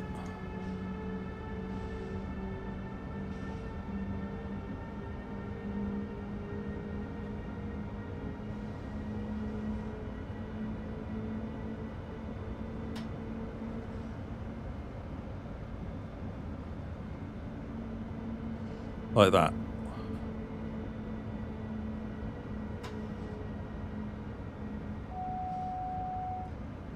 Oh, I see. So these are sum totals of consumed and regenerated. Oh, I see. Interesting. Right, we're out of... Oh, no, we've still got 70 limit. We've got 60 coming up as well, so... We can release that. Right, so AFB is the other thing that's come up. And you can turn AFB on while you're moving or while you're stationary. So if you do it while you're moving, I believe you don't have to do anything particularly fancy with it. So power is off. I'm going to set AFB to maximum. I'm going to turn AFB on. No.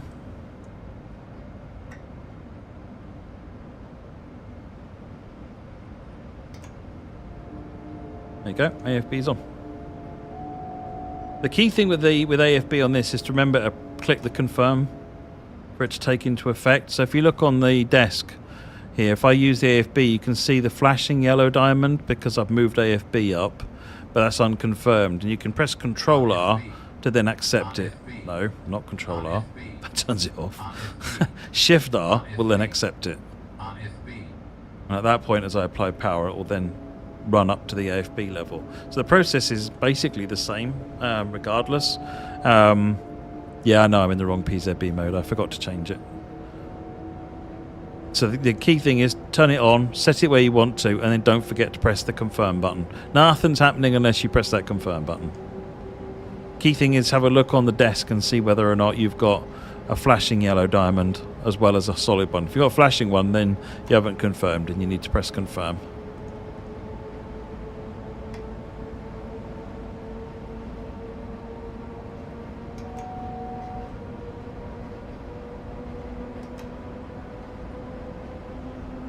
You can't confirm with the controller, no, Liam. We weren't able to find a button to do that. Right, prepare for neutral section. Power down. Open the main circuit breaker. Neutral section start. Power is now gone. There it is. It's just gone, look, see? And then wait for the blue bars to come back up. Power is now up again. Close the main circuit breaker. Oh, no, I have to wait for the timeout. Now I can close the main circuit breaker. And now I can apply power again. And you'll see power coming up.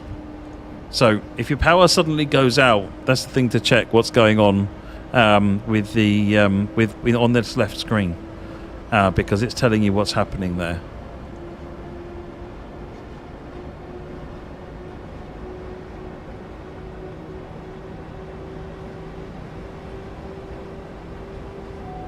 Jacob, I'm driving the Vectron.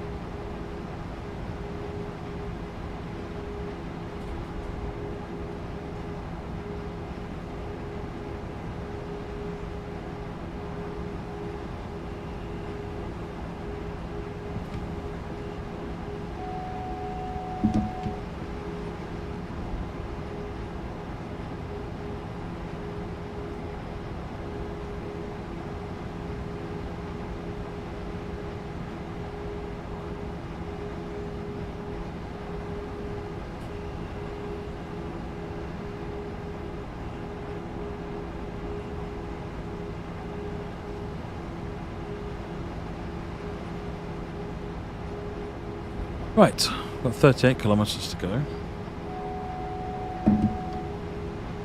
Sorry, my wife tried to call me earlier on. I just want to...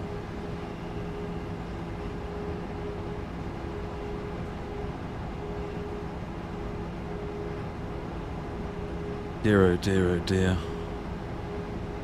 Wow, that's something pretty special. So my wife just got back from a month and a bit in the States, seeing family.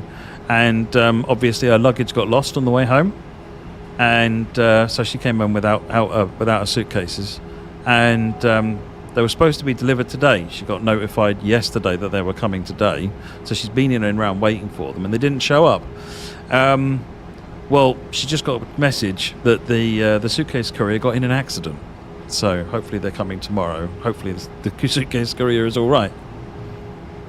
But what a disaster. So I don't like travelling. It's just hard work.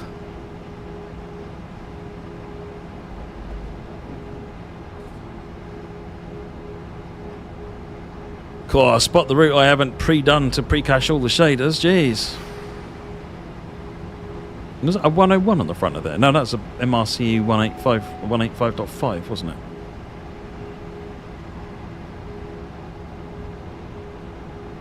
Well, I'm actually 5 kilometers an hour under my PZB limit, which is a good idea, Bex, because I got the wrong PZB mode on.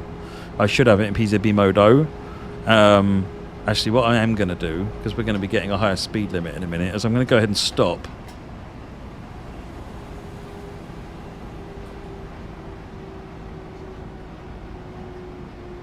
Switch PZB mode.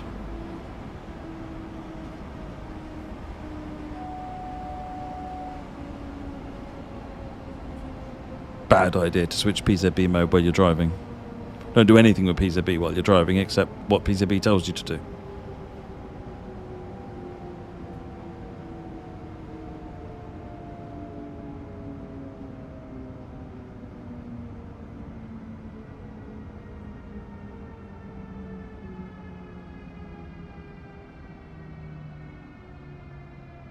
So, to change PZB mode, once we've finally actually stopped, we need to go into the settings and we switch down to PZB modus. And down here you see UMO, Unter, Mittel and Ober. Switch it to O mode. That's it, we've done it. That's it, we've changed PZB mode. There you go, B85 now on that one. So, release the brakes.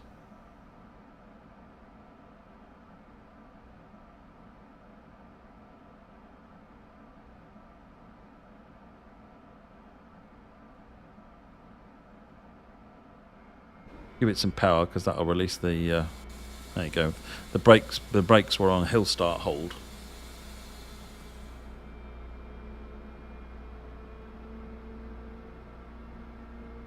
Player assist and MCB. Liam, you'll have to give me some more specific examples.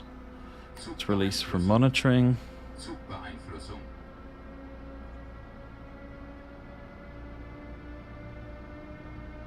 Yeah, safe ridden. You're probably right. Below 45 kilometers an hour.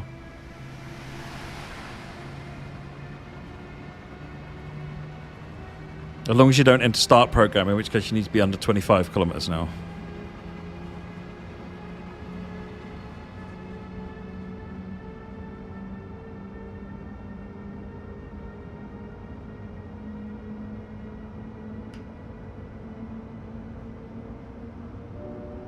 Give it the beans now.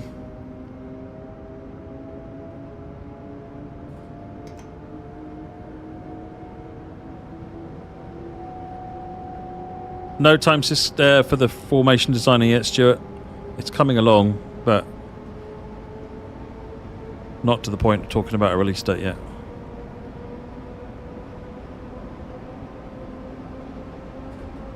Oh, it says to close the MCB, but it's really pan up, shoes down. Oh, okay, Liam, that's interesting, yeah.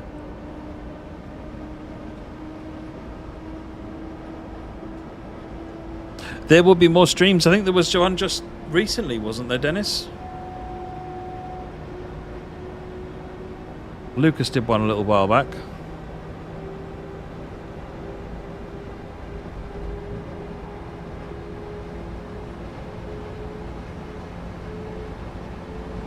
That's the slow line heading off to the right.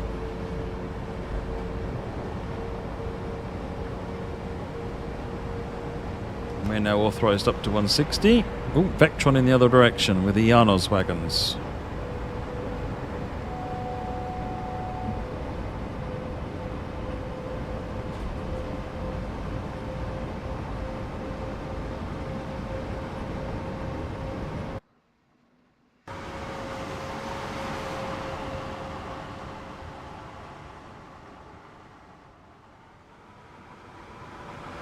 That's really good.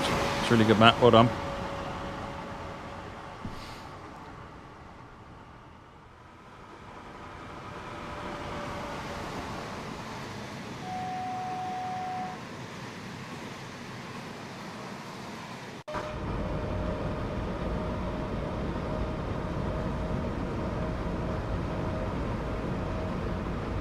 Right, let me just look at my crib sheet and make sure I've covered off everything that Alex asked me to.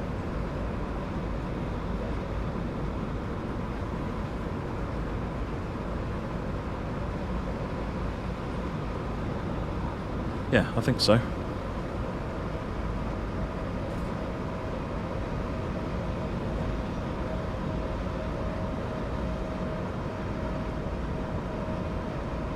Oh, Italy hasn't been redone, but they've got the new thicker wires, Liam. The actual stanchions and such haven't.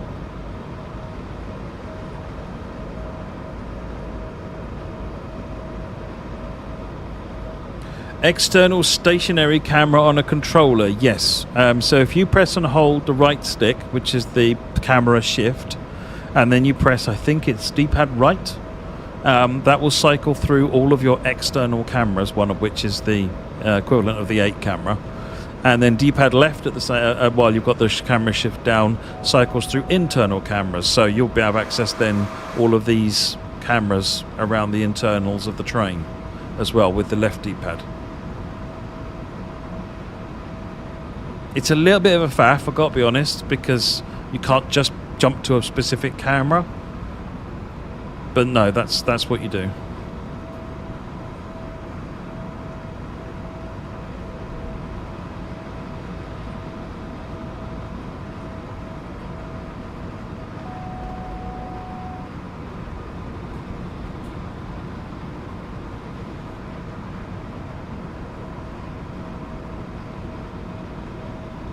I think LGV got the new wires as well, Liam.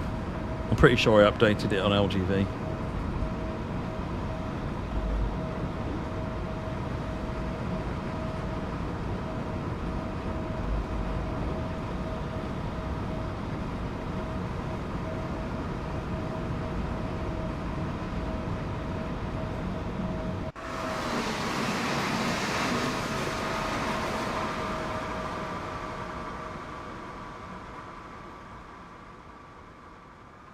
Actually,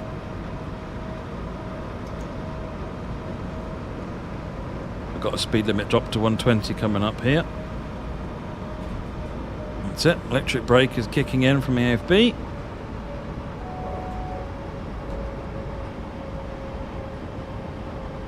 Yeah, TGV. No, I didn't slow down fast enough, and the speed control magnets picked me up.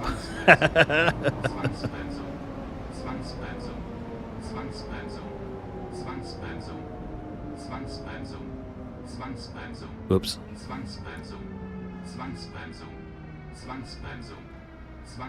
I'm trying to remember if it's the IC3, because the IC3 can do 350, can't it? It's not in the game, it doesn't.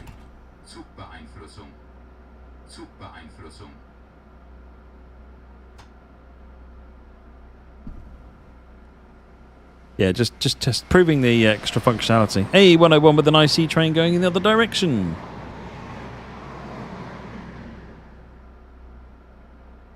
Right.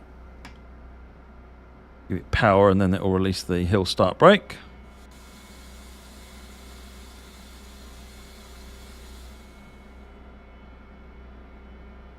Give it all the power because I'm me.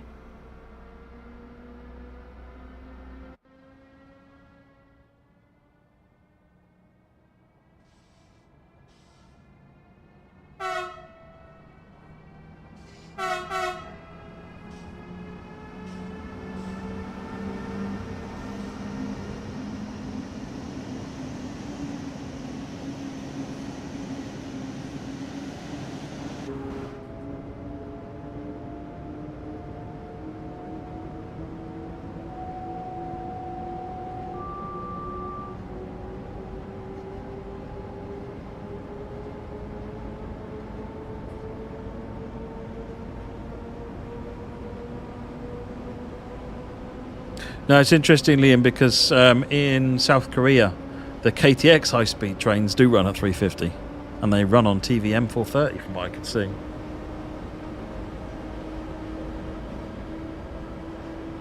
I was quite surprised when I saw that. It's not the whole line from Seoul to Busan, but it's a fair chunk of it.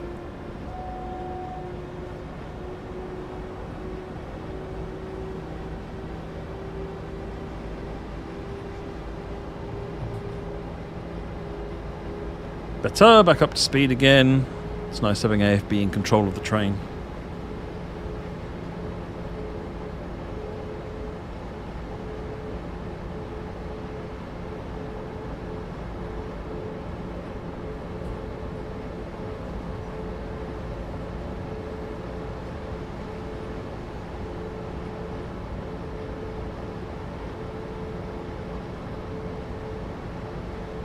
Max, looking at what we can do with free roam. So send me DMs on what you want to see for free roam, as sort of like where would you like to see it go next in terms of features, tweaks, changes, everything. I'm kind of doing a bit of a look over what what can happen next for it. I've got lots of ideas, but if someone comes up with a really cool one, I can see what I can do. But adding multiple passenger stops is something I kind of want to do.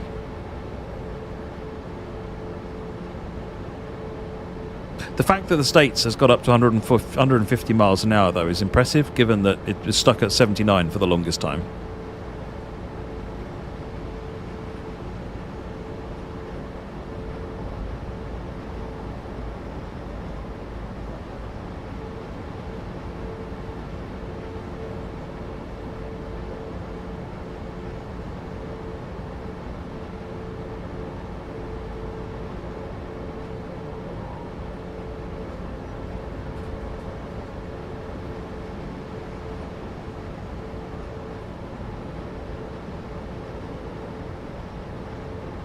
Here, there's a footpath. Does everyone know about the footpath?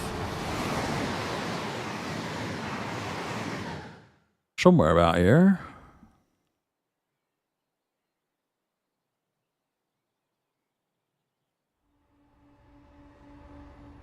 We've gone past it. But yeah, somewhere about here, there's a footpath that lets you get from between the two lines. Oh, rubbish.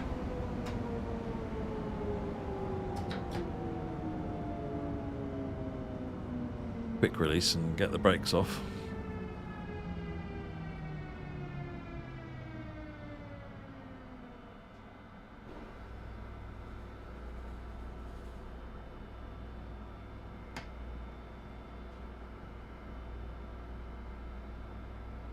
Heard of it but could never find it.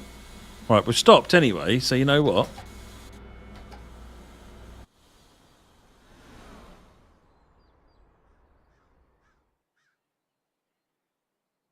This might be it.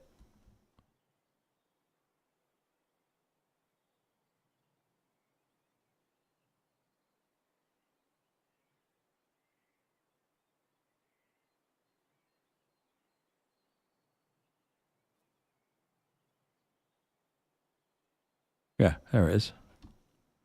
You can walk this.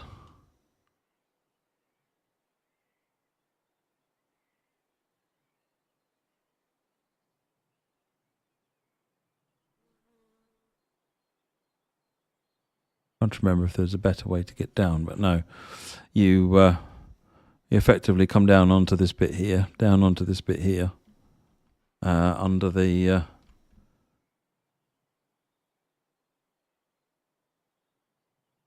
under here, and then turn right, straight down here,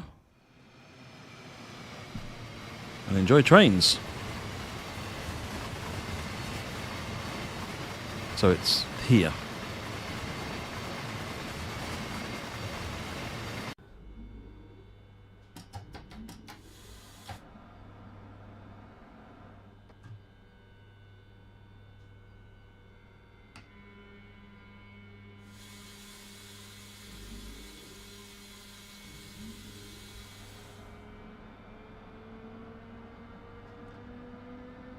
Yeah, just here.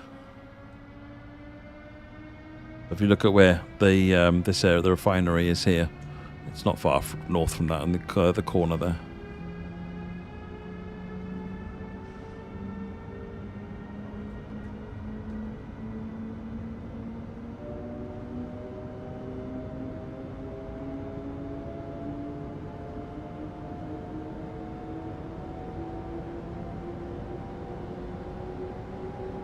But yeah, anytime you run a train on any of the updated routes, they've all got neutral sections on them now, including UK. So if you find the power is currently has vanished, first thing to do is take the power off on the throttle and try closing the main circuit breaker,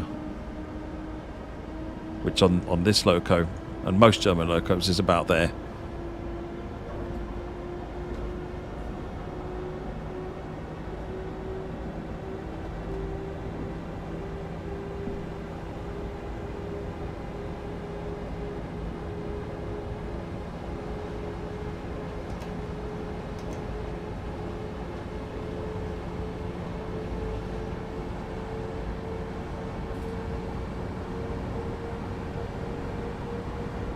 ...160 kilometers an hour now.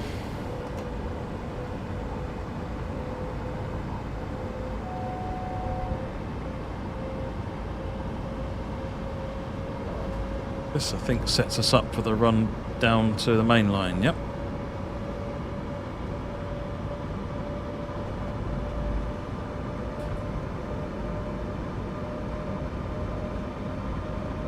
Must admit, I've never used the keyboard control for that, Raw. It's one of those buttons I like to viscerally move myself in the cab. Using the keyboard for things, I feel, sort of disconnects you from it a little bit. Now, that said, I use the A and the D key all the time because having to look down at the throttle and use it is meh. But no, other things like this, I use the interactive controls because I think I get more immersed that way.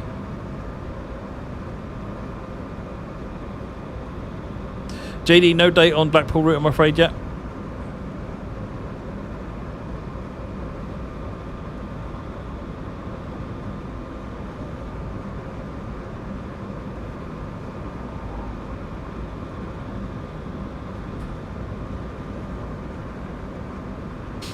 Stuart, how about getting the footpath back into Peak Forest? I need to find someone who can do that, totally.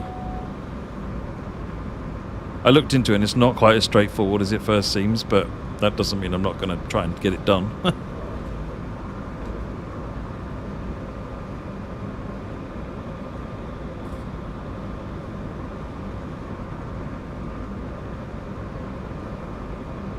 .130 limit coming up.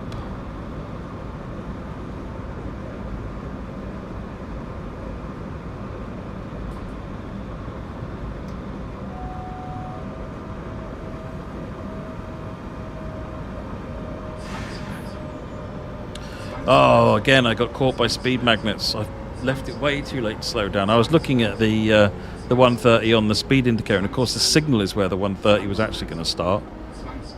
Oh. See you later, Liam.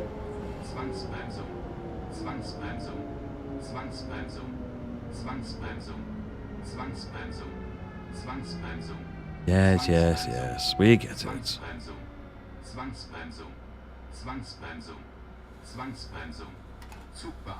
Yeah, I want to look at a free roam, actually, an off-the-rails option EV. No reason we can't do that in theory.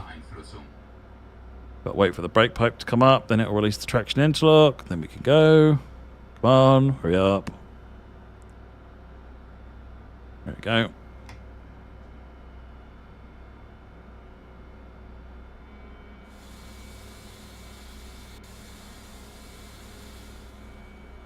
London to Glasgow, legendary. Wow, yeah, that would see. That'd be a big old route, for sure.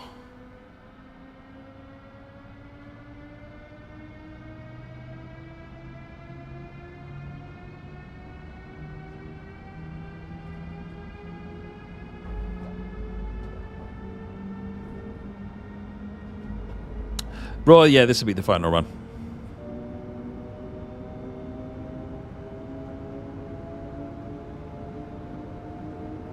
Unless there's anything else anyone wants to see, any questions you got that I can help make it easier to understand.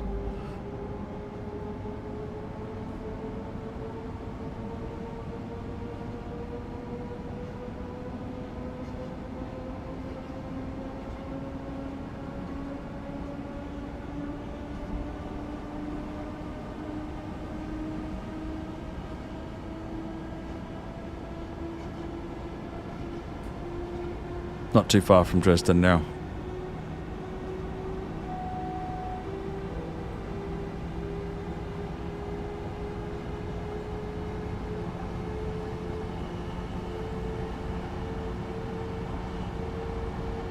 Good evening, Belgium Gamer.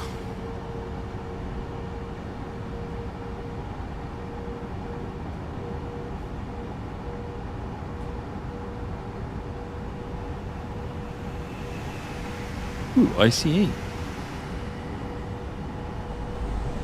And a Talon. Bit busier this stretch of the track.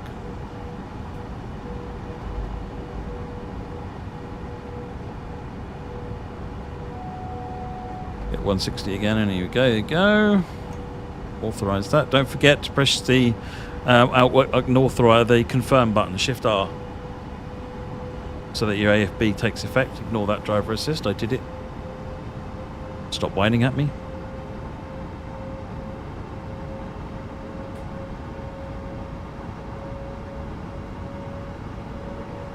Shift R for your confirm AFB.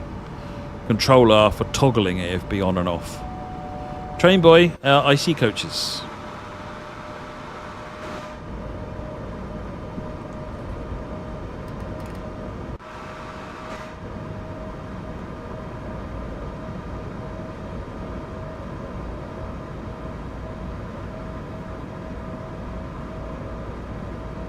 Yeah, I free roamed it on the main line. Started in Rotherham, then we did the neutral section just outside Rotherham, and then there may or may not have been a couple of safety system tests along the way.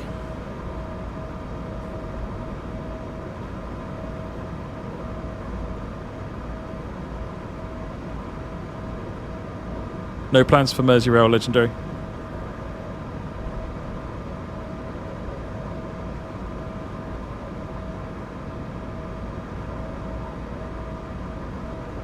At this speed, it doesn't take long to crack the distance down.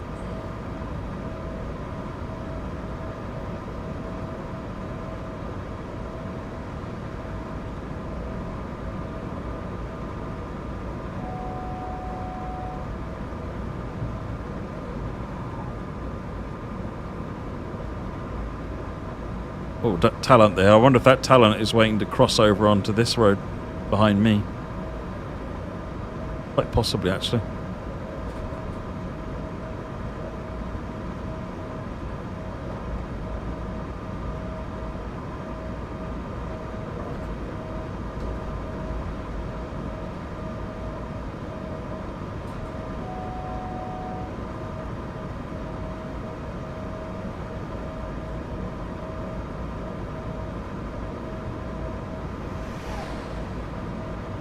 Oh, we'd be waiting for that as well then. There is a lot of waiting going on with that talent too, I'll tell you. Some of the talents cross over onto this section of track rather than staying on the S-Bahn track.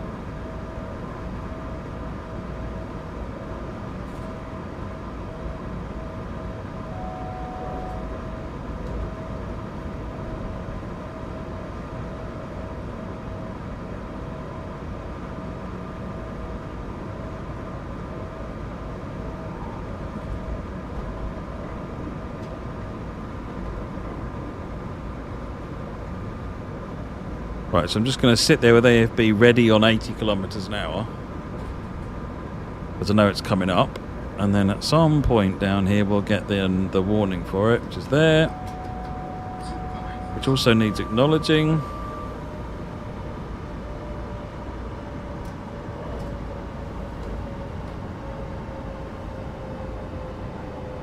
I'm going to give it lots of air brake this time to slow down. Still didn't make it.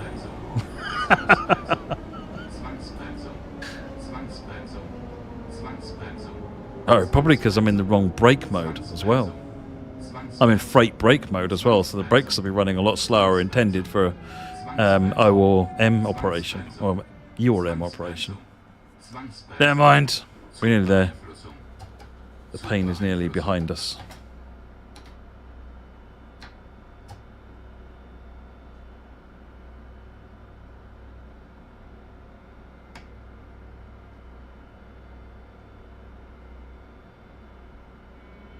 It's not the speed curve train, boy. This route has got some other type of magnet I can never remember the name of. I'm probably over the top of it in this instance, so you can't see it.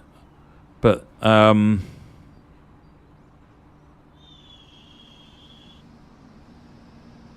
are they?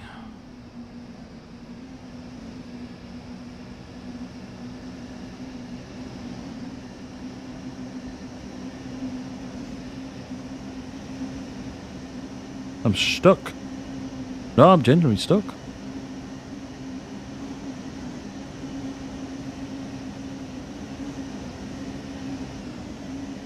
Where are they?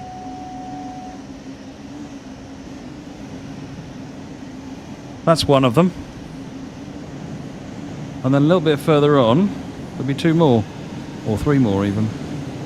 Don't know. I want to pay attention. But yeah, there's speed control magnets now on this route.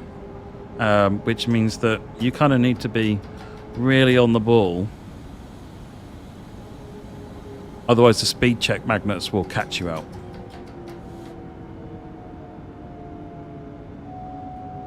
Yeah, the magnets, there's a group of magnets that are really close together. Those are the speed check magnets. GPU or GUs, I can't remember what the name of them are.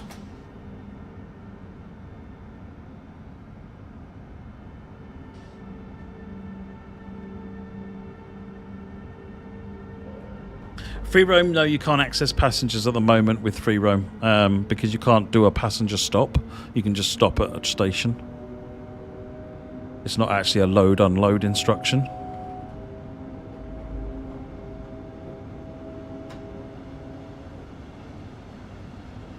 GU, that's it. And that big word there. Geschwindigkeitsüberwachung. That thing.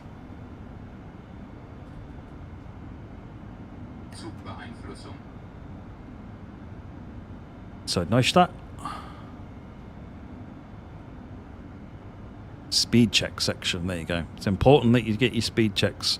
This route is really, it's one of the things that makes this route interesting. You can change the brake mode, and I can't remember which one's which. In here again under settings, it's this Bremsart. So you've got GP and R, and I can't remember which one's which.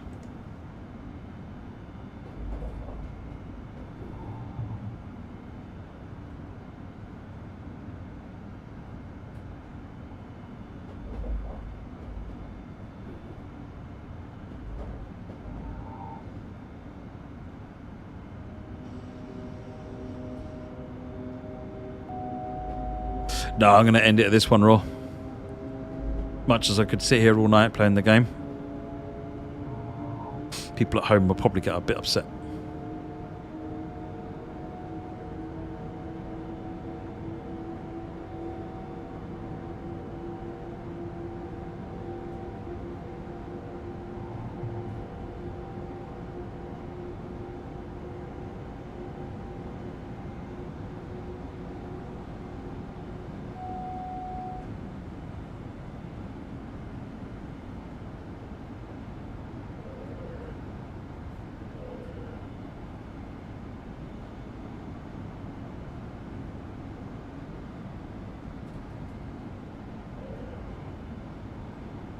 Crossing over onto the left. It's a pretty unusual crossing to make. I could have added a go via at Neustadt. I come in on a different platform. But hey, this is good too.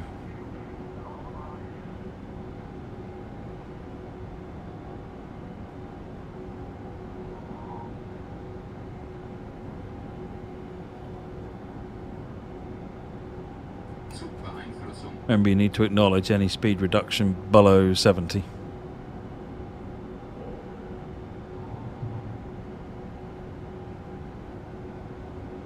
We're already doing 60, but that doesn't mean you don't have to acknowledge it.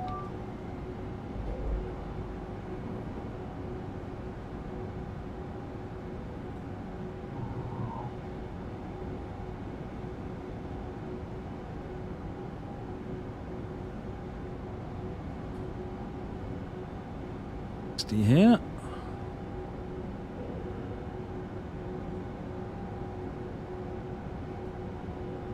Another 60 warning, because it's on the bottom. Oh, I see. That wasn't. Belgium Gamer TSW 4 sale on Steam is on right now. It started today.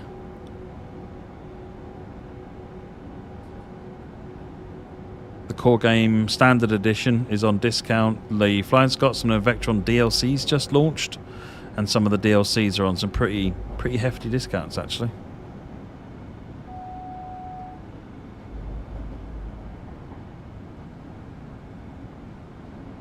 I don't know about PlayStation. I don't think so, Belgian Gamer. I think it's just a Steam sale.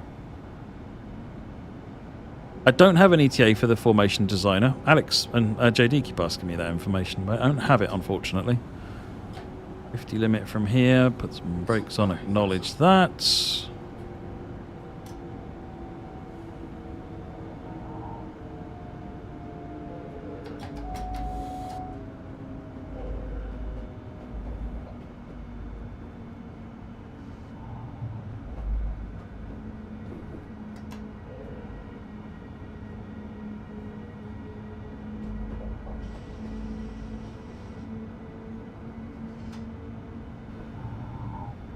Into the platform we said we'd go to. There you go.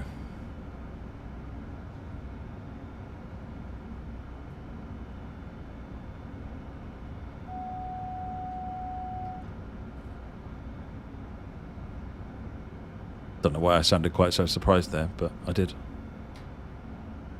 500 hertz.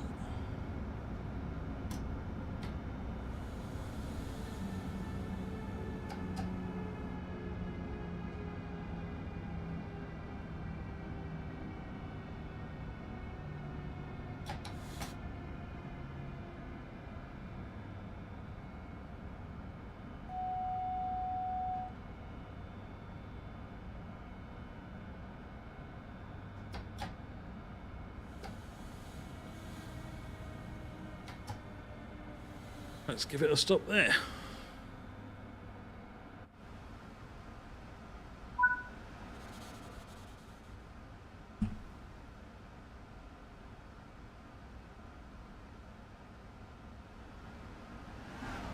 And there you go, folks. So that's an outline of the stuff that we've covered. So we did Flying Scotsman, we covered the different brake stuff and general control of it. And then we did Vectron, we did the power cutouts, we did power changeovers, we did AFB, and hopefully that's what everybody's been looking for. One thing I will say is, at the moment at least, you can't change the passenger lights, which will be done down here. That doesn't work. So you can't turn the coach lighting on this one. If you've got Dostos behind you, there's light switch actually in the Dosto itself for turning those on, but you can't in the in this one. Awesome. Okay. On that note, I think I'm going to call a stream here. So thank you very much for watching, everybody. Yeah, we will see you on the next time. Thanks, everyone. Bye bye.